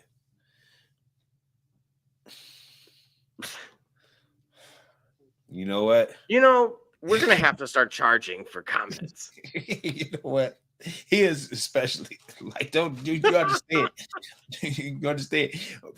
Hey, just go to the next match and understand what can happen to him. Fair enough. We're going right to it. That's the U.S. Championship. That is Logan Paul, Kevin Owens, and the Viper Randy Orton. How did this play out for you? Surprise of the night. Really? Yes. Well, yes, I know. Surprise of the night. So. And in a logical way, the Paul brothers get my respect in that they are celebrities first, but they are not resting on that. They are legitimately doing things to improve and get better. Logan more so than Jake. I think Logan's showing more improvement than Jake is. But they are not resting on the fact that they were celebrities and they were novelties, and then they started to really ascend in the world of sports entertainment in a real way. Like Logan Paul looks like, he looks like a guy that's been doing it for a little while. And he has a character about him that makes you invested in him getting his butt whooped or winning, right? I mean, he's a great heel. He's a great heel, and he's a good wrestler, and he takes risks. Did you see the obviously iShow Speed came out, and to me the entertainment factor was there with this. It didn't go wrong, and that's what again in this environment, that's what I like about Logan Paul, right? Is that if we want to call it a gimmick, you put it as he's a try hard, but not in a derogatory way. Yes, correct. And I couldn't agree more. I think I completely agreed with the sentiment that you had pointed out, that he's gotten consistently better. Right. And in addition to that, the gimmicks, look, truthfully, between Eddie G's or Rocket, if I could put a friend of mine in a cookie outfit and it be a part of the show, I probably would. So I love that, of course. Until I'm on the other side of Randy Orton's "This is Sparta," I tell you that. Correct. Yeah, Yeah, that bro kick from Randy Orton was I'm pretty sure he was actually like genuinely hurt. Like I thought I saw a picture of him in the back, Yeah, like on a cart, like looking like this, like with a neck brace. Like it didn't seem manufactured. It seemed the pretty Family real. Guy fall, you know. I think I heard Michael Cole say he's dead. Yeah, when he took that kick, bro, like that prime bottle leaked out, bro. Like that prime had chocolate milk. I'm just saying that right now. Oh man, he shot, bro. That might have been bump of the night, man. I'm telling you, I almost want to pull a clip of it because it's worth it. But again, in that match, it made sense to see Randy Orton and Kevin Owens kind of, agree to disagree and try to go after, Logan first. And then, of course, Randy can't help himself. Anybody knows that, right? That was pretty funny, though. He was like, he was like almost got you, right? Almost got you, right. Yeah, that I really like that. I really like that moment. In terms of stepping back behind the curtain and for the presentation, having those personas there to help Logan were great. I can't imagine. It's still hard for me to come to grips with the fact that Kevin Owens himself is a veteran, right? He's a veteran. He's been doing this for a while at this big stage. I still look at him as sort of like a newer face, but he's not exactly. He's transitioning. He's not an old head at all, but he's transitioned. He's in his prime. Like he's very much the veteran. He can handle the big stage. So it was great to see both of those guys there, and for Logan to actually retain the title. So who's next for him? What's next for him? I'm actually kind of perplexed and was going to turn it to you on some direction here because, again, I understand the draw with the kind of Gen Z in Logan Paul and I Show Speed and whether it was him or KSI or, any of kind of that YouTuber group. It makes perfect sense, but who else can we talked about the need for Kevin Owens to possibly have a title the way that Sami Zayn ultimately was able to walk away with one. Is who comes and kind of snatches that? Is that something? I mean, I don't see Seth Rollins going after that, or is that LA CM Knight. Punk's? LA Knight. Okay, LA Knight. LA Knight. I don't know that Randy Orton needs an intercontinental title at this stage of his career.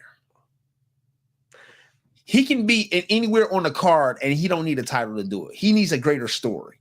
Him being an intercontinental champion to me is...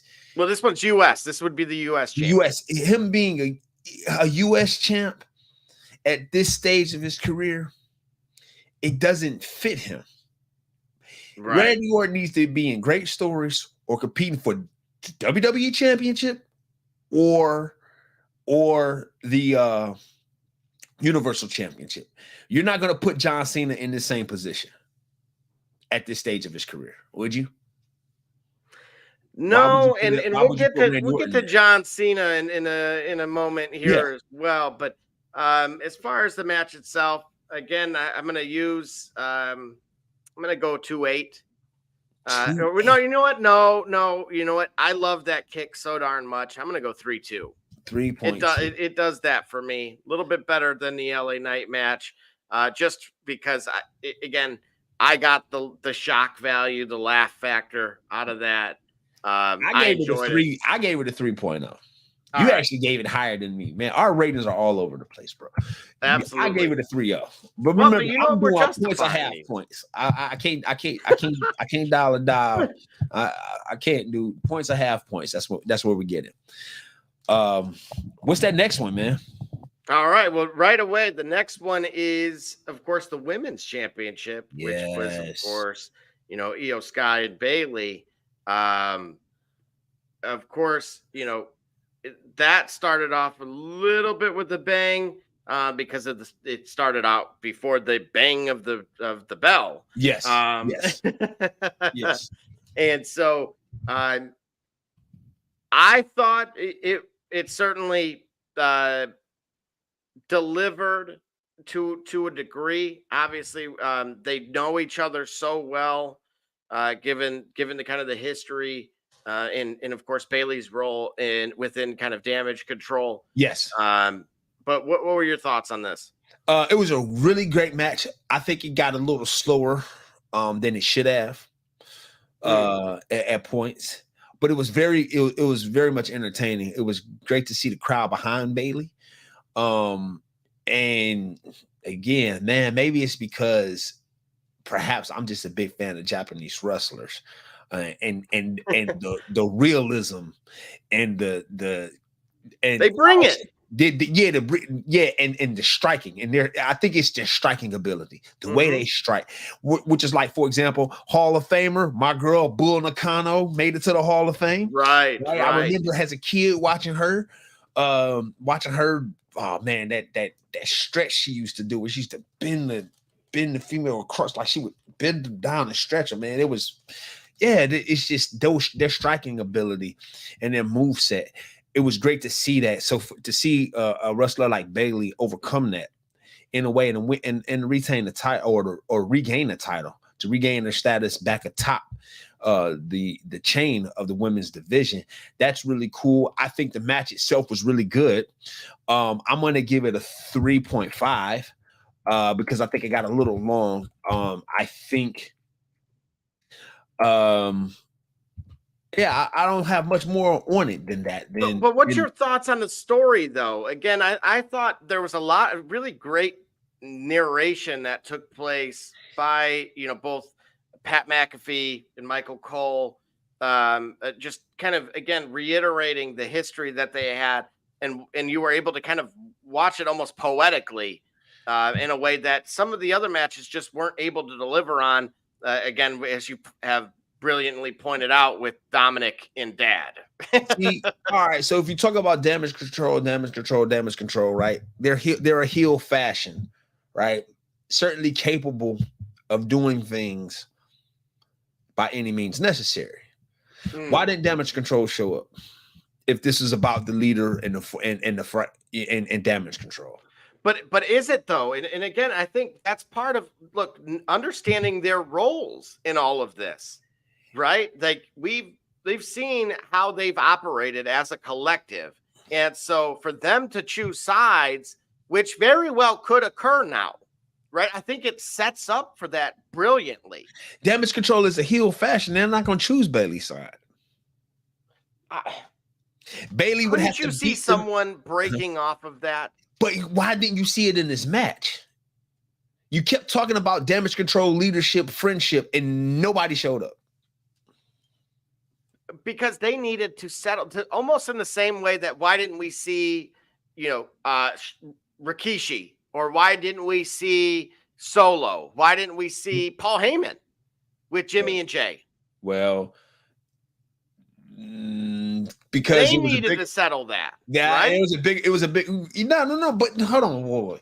All right, I get you, but that's a little bit. I can't answer that question right now. Go on. No, the question that you asked, I can't answer that right. I can't answer that at the moment because answering that question is a bit of foreshadowing, right? We got to lead up to something. When we talk about Damage Control, they were as relevant to the story between Bailey and Sky as the aforementioned superstars you mentioned when it comes to the bloodline.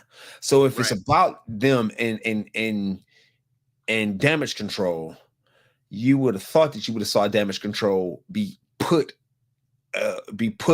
on blast for their behavior, be held accountable, or decide is this really what they want. So then Bailey would have to survive some shenanigans by Damage Control in helping prevent her from winning the title, regaining the title. I would have liked to have seen that. I would like to have seen her face damage control in some capacity. But I do appreciate the fact that it was mano y mano or hermana y hermana, right? You know what I'm saying? I'm trying to take my Rosetta Stone and battle. Sure. No, absolutely. Again, I like that part as well. I'm intrigued because I could see a lasting rift that can continue to grow into, beyond some singles matches. Yep.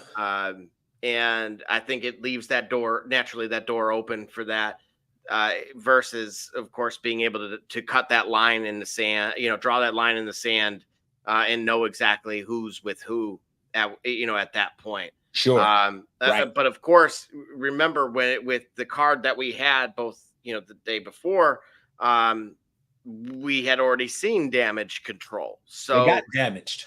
They had nothing in their control. And that's why I don't think that was the appropriate time. I think it shows that they're in peril, but it wasn't broken yet. And we have to see, right? You see this with leadership all the time that, some people just prefer a certain style and may refuse to conform. And so I think this is going to be one of those circumstances that continues to unfold before our eyes here, as well. So for me, I'm actually going to give that one a 3-1.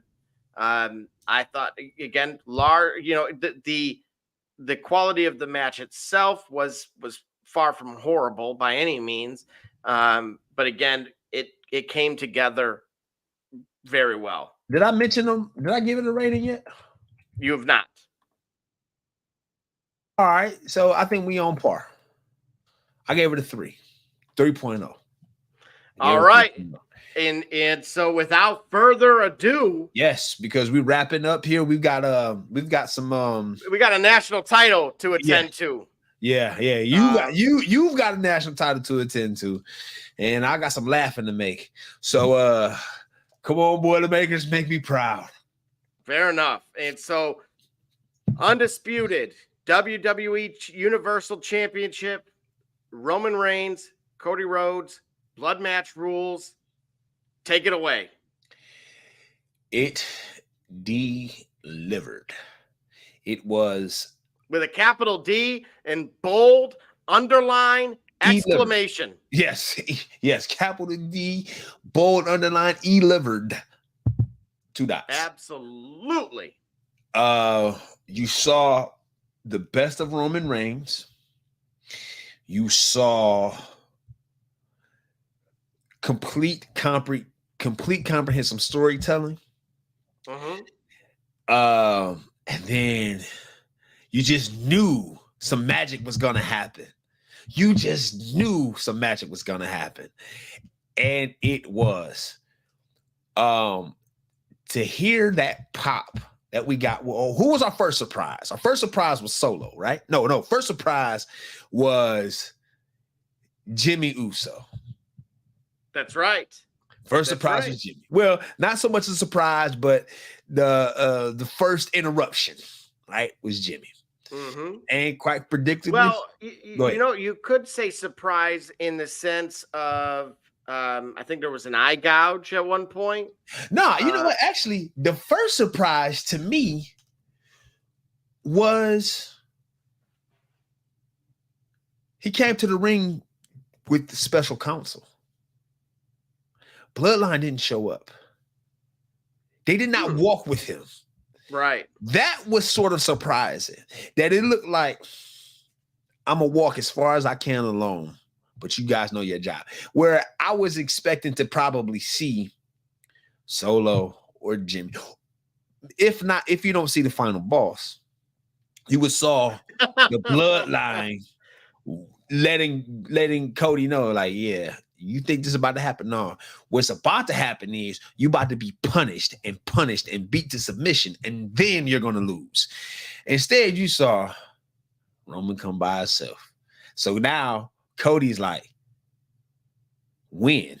You know what I'm saying? Like, win. When I gotta look over my shoulder, when, and you don't know. I liked that. That was, to me, was a first surprise. Well, for me, again, I point to more so just being able to clearly demonstrate that the rules have changed. Yes, and not just in the form of allowing other individuals to impact the match, but instead by Cody sliding a table. The eye gouge that took place that otherwise would have been illegal, of course.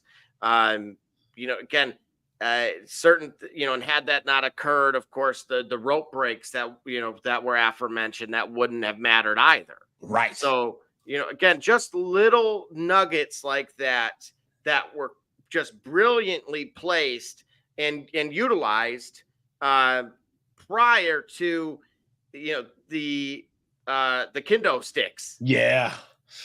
And it got loud. It got loud. Oh man, they got loud. They got loud. Oh boy, oh boy. The surprises to hear that off the apron, off the ramp, Jay taking Jimmy off the ramp. That was insane. Yeah, he almost missed. He almost missed what they call a near miss. That is what the definition of a near miss is. George Carlin, rest his soul. That was a near miss. That was. Yeah. That just, again, the match within the match within the match. Right. And seeing those two cancel out. Yeah. Was, the first. And then, of course, as you pointed out, so brilliantly, that as Cody started making that comeback, with the power slams, the disaster kick, and then a couple crossroads that almost had the near fall at that point. Yes. That's when again, you kind of knew, okay, momentum has now fully swung his way. Yes. What's next, or who's next? Yes. Correct. And I think we got to make a correction, because I think I was wrong about something. What's that? I forgot. I think I was wrong about something from night one. Night one ended with The Rock smacking Cody in the back with the belt. The belt, yeah. Oh, and yeah. then getting pinned by Roman. Right? Is that not how it happened? Did he smack him in the back, or did The Rock finish him off? I thought that was the case. I know that smacking the back killed all momentum for Cody, but I thought The Rock got the pin. I thought I had to make a correction. So my bad on that. I was so caught up in the moment that I think I misspoke. Not in the Brian Williams Dateline misspeak, but I think I misspoke. Well, on how that ended. So again, with that one, I'm thinking of. I almost did a Lil Wayne drop in there. I want to say the Rock did come away with the pin there. The Rock did end up pinning him? Yeah. Okay, gotcha. All right, cool. So I didn't speak. But anyway, as far as last night, to hear the pop that John Cena got to come down to the ring, it all made sense. Circa spinning belt. Yeah. Like, people wanted to see. That was amazing. Like, man, you know what? Cody, he good. He'll be able to basically to put him in a position where, hey, Cody, you got to do it, but you ain't got to worry about having nobody else take it from you. You still got to be able to do it, but you ain't got to worry about it being taken from you. To see him go after Solo, that was fantastic. But then, oh boy, final boss, right? That's right. You knew, right? You said it yourself in the Discord. It was not over until the final boss. Until you saw the final boss, right? Until you saw final boss, and did he come out, man? The idea that you know what they do with the Rock, to have him come out to both of his themes.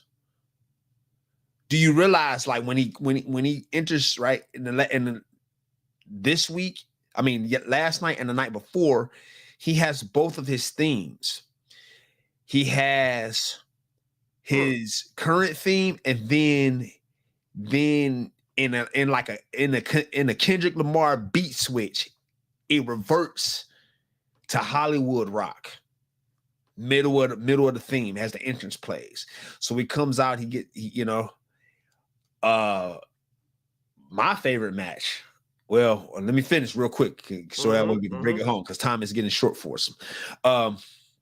For the Rock to come out to do the damage, and then the lights go out, and to hear that bell, man, oh man, to see the Undertaker with everything else he has left, with the little he have left, listen, the building had no roof, and the roof fell off, okay? For a building to have no roof. Man, to hear that was so amazing. That was so amazing. Yep, if we look at that spot here, right at the bottom left. Yes. When we've had, for those that have had a few ventures around the sun. Yes. We've seen where a entrance, a theme plays. Yes. But there is no appearance. Yes. And for a brief moment, the way that I thought we were going to see Dean Ambrose, which would have been really insane considering we had just talked about him. Yes. I don't think I was alone in thinking that Dean Ambrose was going to show up. Right. But, when I heard the Shield's music. Yes. But, of course, nobody showed up. Right. That was hilarious. Nobody showed up. When that first, set of ominous tones go off. Yes. And then the second. Yes. On the second, I went from maybe to he's there. Yeah. Yeah. Yeah. Yeah. Man, they to put those guys in, and in the way that they did it, to neutralize it, man, to put Cody in position where he'd have to do it, and he did it. And then the capstone, the fact that Cody finally, deservingly, got his position at the top of the company. They believe they can put it, they believe, or he believed enough in himself that, hey, give me the opportunity, I can deliver, and delivered last night at that match. And says, there are places that we can take this story. There are places we can take the story of the WWE with me in the driver's seat, having the title. I certainly hope so. I believe so. It's just a matter of, I don't know where you go. Like, what do you do? Like, what, you know what I mean? He's asking for a lot, and he's saying he's capable of delivering, and I hope so. Well, you know what? I'm going to go on a limb here, and I'm going to actually say he's proven it. I'm going to refer to his time at AEW. Okay. And that's where he proved something to me, because as I said to you, it's hard to believe that this is the Cody Rhodes that was once a part of, that was just merely a sidekick in Legacy. Yeah. That, his, the speech impediment kind of reared its ugly head a little bit more. He wasn't quite nearly as good. He almost Jack Swagger-ish in a way. Yes. And now he dominates on, with both charisma and his in-ring ability. Yes. And, I thought it was absolutely fitting. Two things that occurred, of course, as I showed you guys in the Discord, him getting the exact watch that his dad, that Dusty Rhodes had pawned for him to attend acting classes, because, of course, as I'm alluding to, those clearly in the long run paid off. Yeah. And then taking it a step further, and John Cena, who, as you mentioned, what his role was within that match, also having the conversation with him and saying, do you feel how heavy that is? And he goes, it's going to get heavier every single day. Yeah. And so, really prepping him as best as you can. Yes. For this next step. Yes. So for me, absolutely favorite match. It is up there in totality, even 24 hours later. Yep. It is one that I think if you were to stumble across it, either on, I think there's been already a few clips, just mere segments of that match that I have stopped and watched every bit of it. Yes. And so, and I don't expect that to change. So what do you give it? Well, this was a scale up to 5. I'm going with a 4.75. No doubt. 4.75. Okay. Why not the 5?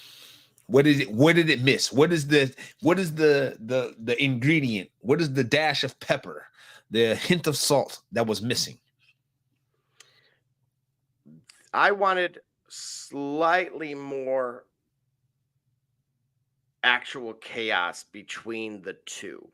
Between the actual two opponents. Okay. Between Roman and Cody. Uh-huh. At the end, I'm not sure if I could see it in this image, but Roman you could see was smiling as he got pinned.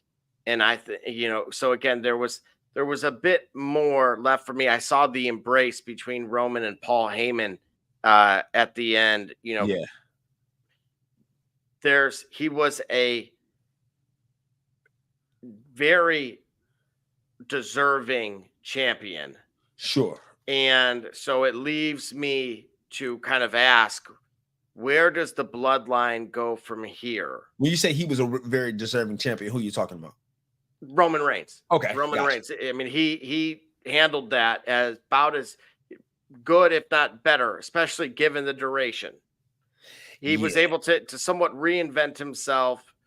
He seemed to, again, it's difficult being that guy in that company.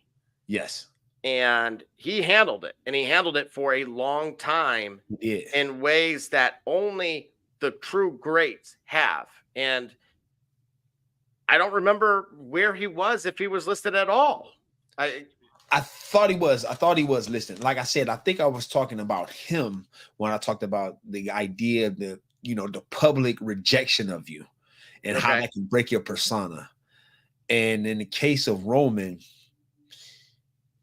I think he's a guy who endured. He simply kept coming. He simply kept showing up, and he kept being him until, with the proper retooling, of course, a great deal of help from Paul Heyman. Still, proper retooling, he was able to continue being him and then get you to really buy in to what he was doing. Right.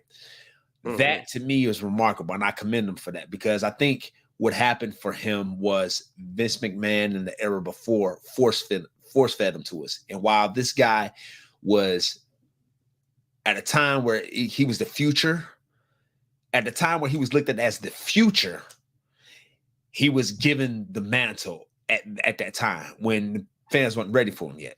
And so they rejected him horribly, and they rejected him personally. Well, now remember, I don't think he was ready for it.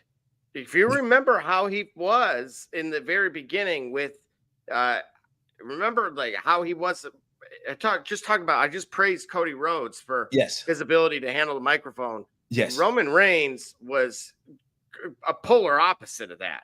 Yes, correct. I mean, and he's better on the mic. But clearly you had to have him built and prepared and tooled properly. And having them tooled properly means you have someone else for him to talk to besides the fans. And and having the special counsel, and then making the directions and taking the directions and taking him in the places that he's went. All of it made sense to help you buy into who he is, and to get you to hate him or get you to love him or get you to respect him.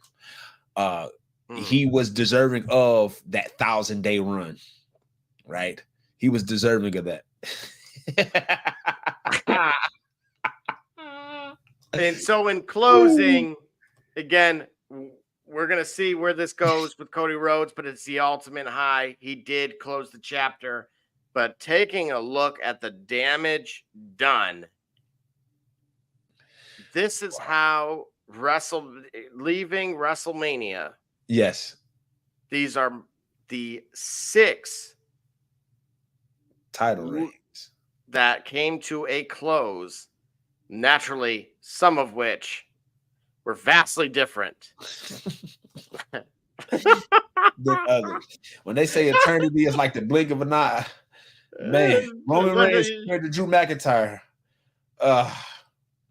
Is this a Shakespeare moment? It's better to have loved and lost than have never have loved at all? Bro, it's better to love and lost than to have loved for 5 minutes. Okay. I don't know, bro. Like I told you, man, that dream. What I hope, what I expect is that he does eventually get that shot at that goal, and he does overcome that, right? Drew McIntyre. I think his ceiling goes up. I think he's got some debts to repay. CM Punk is on that list. Seth Rollins is probably on it, and Damian Priest. That's going to be a great matchup. There's a serious revenge tour in enough claymores that will could be only compared to something from like World War II. Yes. Yes. Simply put, it is going to be very interesting to see, where Drew McIntyre goes from here. Yes. And of course, how do you see this playing out with those that ultimately are in this position here? Okay, real quick. Yep. My ranking for this match, for the main event, you gave it a 4.75. I'm gonna give it a 4.5. I'm gonna give it a 4.5. Okay, so now I need to know why. I get a 4. Why it doesn't get a 5.0? What was I missing from it that it didn't get a 5.0? Because now you questioned me pretty good there. Yeah, and now you come with a lower score. I get, because I'm only doing half points. See, your 4.75 adjusted for inflation is my 4.5. Why didn't you give it a 5.0? No, that's not true. Why didn't you that could easily be a 5. Well, why wasn't it? No, I'm saying from your, because of your decimal rating. My decimal rating now your system appears to be more critical than mine. Yeah. Okay. Why do I give it a 4.5? I mean, it is. So basically, it's on a level of Seth and Drew, pretty much. These are the two highest. There was no 5.0 match of the night. Overall, the body of work was pretty solid. Why don't I give it a 5? I don't give it a 5 because he went through a gauntlet. But I probably, because I'm still just hating on the fact that The Rock involved himself in such a way. It wasn't straight up. It wasn't straight up him for the title. And again, in the end, I told you this. But aren't you not on record, but did I understand you correctly that you wanted this? That you wanted Bloodline rules? I said, yeah, I did. So yes, there's hypocrisy here. There is. But I'm saying, because understand, when I give in these, I'm saying, given the deck that you handed me, here's how I want the cards to be played. Right now, if you talk about me stepping back from that, like what I preferred to see, I told you when it comes to WrestleMania, I said what I told you for WrestleMania is when I talk about title matches, it got to be just the guy versus the guy. Give them a ladder or give them a and this cage. is wait a minute. Just give me just the guys. Give me the Ric Flair.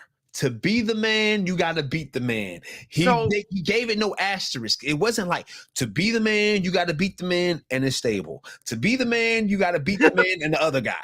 Nah, to be the man, you got to beat the man. But couldn't that? So two points with that. Okay. The first of which is that was kind of where I was going with the LA Knight match, that how it played out. But secondly, with that statement, the way he asserted himself and inserted himself, yes, couldn't you make that claim about the final boss being titled the final boss? That to be the man, you have to beat the man, which includes that man, the final boss. Don't you think that's most appropriate, despite it not, sounding on the surface like? That's what I'm saying. Like The Rock, everything that The Rock did to shoehorn himself into this, like, right? I get what you see, because he called himself final boss. Man, if it had been a case where somehow, in order to win the title, Cody had to beat both of them in the same night. Yo, you gotta beat you. Roman Reigns is the champion, but in order to walk home with the title, you gotta beat him, and then you gotta see me for it. Even though I'm not the champ, some type of hook by crook, some type of Vince McMahon, I'm the CEO, Vince McMahon corporation type rules, right? the TKO champion or whatever else. It's like for him to call himself final boss and in fact be the sub-ultimate boss was rather confusing. And ultimately that level of confusion ultimately clouded my judgment of what I think the match should have been, or what my ranking of the match should have been. And again, at the risk of being a hypocrite, at the risk of contradicting myself, I ranked the match and I told you the story how I wanted to be played based off the cards that were in the deck. The cards that were in the deck says, yeah, he need to go through the gauntlet in order to win this. That would only make more sense. So he's done that. Does he get my 5.0? Nah, because of the technicality. I guess in an alternate universe, I could probably say a 5.0 because it was done masterfully. Ultimately, he got the help he needed to neutralize it and to remove all the ambiguity, to remove all the hook by crook things, elements of the match. So I guess he deserved to win it, and he did it in true Cody fashion, and he completed this chapter of the story. So I'm going to make this even more, because this is developing as we speak now. Yes.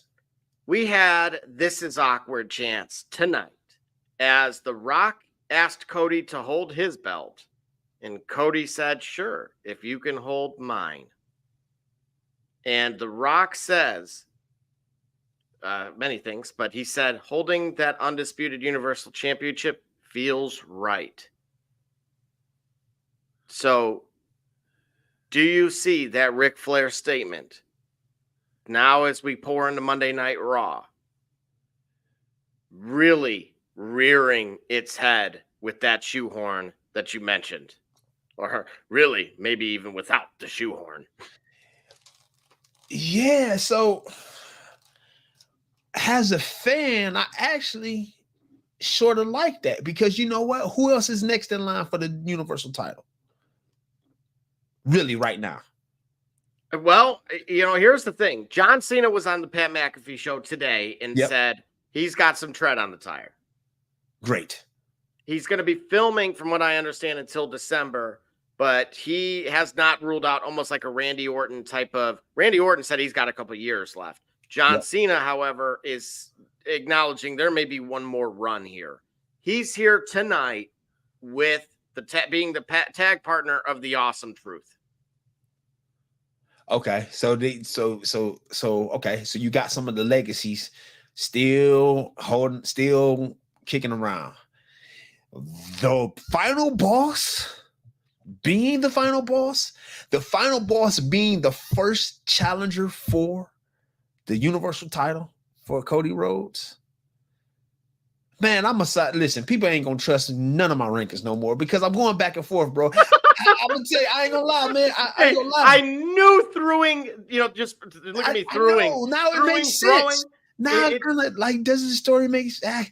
Because you got the Judgment Day in a 6-man tag team match versus, of course, the Awesome Truth and John Cena. Yeah. And then you got Final Boss getting a "This is awkward" chant from the crowd with him and Cody feeling each other's belts. What belt did The Rock give to Cody? His old belt. What do you mean his old belt? Don't you remember that The Rock came out? And I'm surprised I didn't mention this. He came out with his old championship belt. You're talking about People's Championship. I believe so. I'm gonna have to look at. No, it's his old Look at. You know what? It's People's Championship. Yep. He was presented with that belt on Friday. Okay. That trash belt that he got presented just for the sake of him. I told you about this. That trash belt he got presented just for the sake of him walking to the ring on Saturday with his cousin with a title in his hands. Yes. Man, if I was Cody, I'd have kicked that in the audience. Well, Cody accepted. And I'm not sure. I'm not sure. You see, and this is where I think this is where we're heading, right? Is this inevitable now? I mean, I'm not gonna lie. It Look, would be great. We had a Paul Heyman tweet, and we were able to see that we were heading to what we just saw 24 hours ago. What was the Paul Heyman tweet? Originally, that about The Rock, being getting involved with WrestleMania, and we said right then and there in that January show that we were going to have this occur. Yeah. So they're feeling each other's belts here. You gotta watch how you phrase that. Yeah. Where's Cam and Mace when you need them? I wouldn't mind that for a pay-per-view. Well, now keep in mind, remember what we pointed out and confirmed, that The Rock pinned Cody. You're right. So The Rock did pin Cody. It's on Saturday. Yes, and that's why this is clearly setting up SummerSlam. Cleveland, Ohio, right? Yeah. That's a long enough time. You're hearing it here from me. Cleveland, Ohio, SummerSlam. I may have to be there for this. No, you will be. The shop report will be there. Cody Rhodes for the title. At SummerSlam. That would be lovely. That would be, and that's really, dude, that's only 4 months away. Like, it's not that far away. That is not long. Mind you, we're 2 weeks out, right around the same time as the NFL draft here in Detroit that I'll be attending. You'll have the WWE draft April 26th and 29th as well.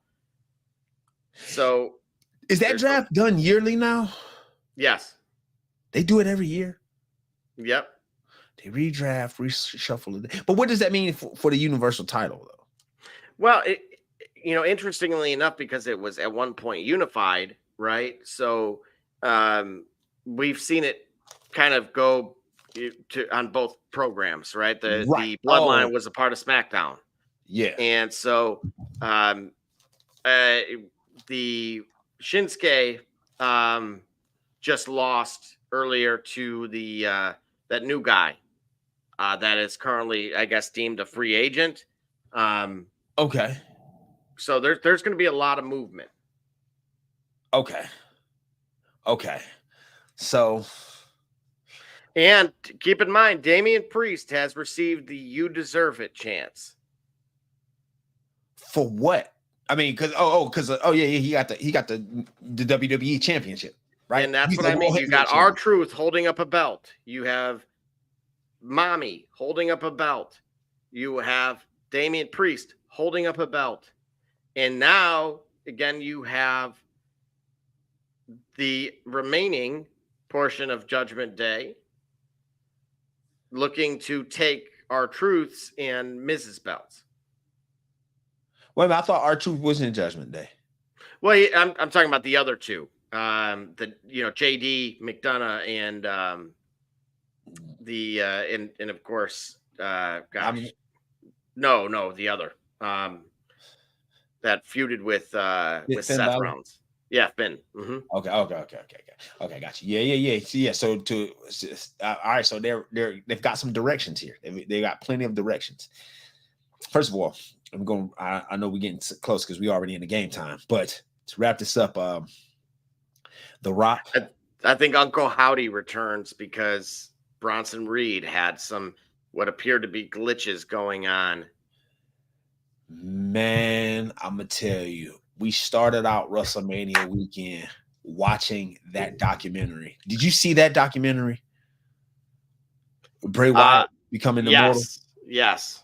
Bro, awesome. That was I cried, bro. I ain't gonna front.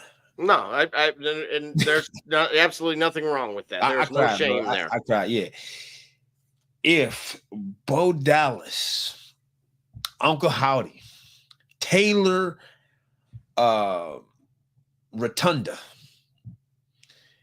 ascends to the upper echelons of the company for any run, it would be a remarkable, fitting, touching tribute, because I think he's got enough energy and enough drive to be able to put a package together, to be able to put himself together, to be able to do that. That documentary would be the beginning of it, and I think that's what they did by putting it by doing what they did at the end of the documentary, by doing that touching tribute at the end of that Easter egg, if you will. That would be great to see him. I mean, you know what? Here's the thing. He doesn't even have to necessarily have Ultimate Gold. That's that World Heavyweight title. Right. For him to have an Intercontinental title, for him to have a marquee matchup at one of these, at the Big Four pay-per-views, at a Royal Rumble, or for him to have a WrestleMania moment, it would be so great for him to realize that.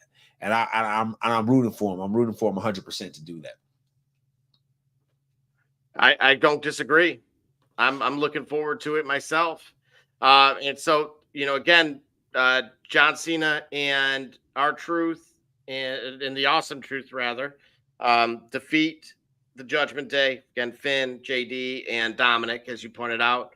And so we'll see what happens with the remainder of tonight's Raw. And ultimately, it was a heck of a Mania, and it sounds like it's going to be one heck of a summer.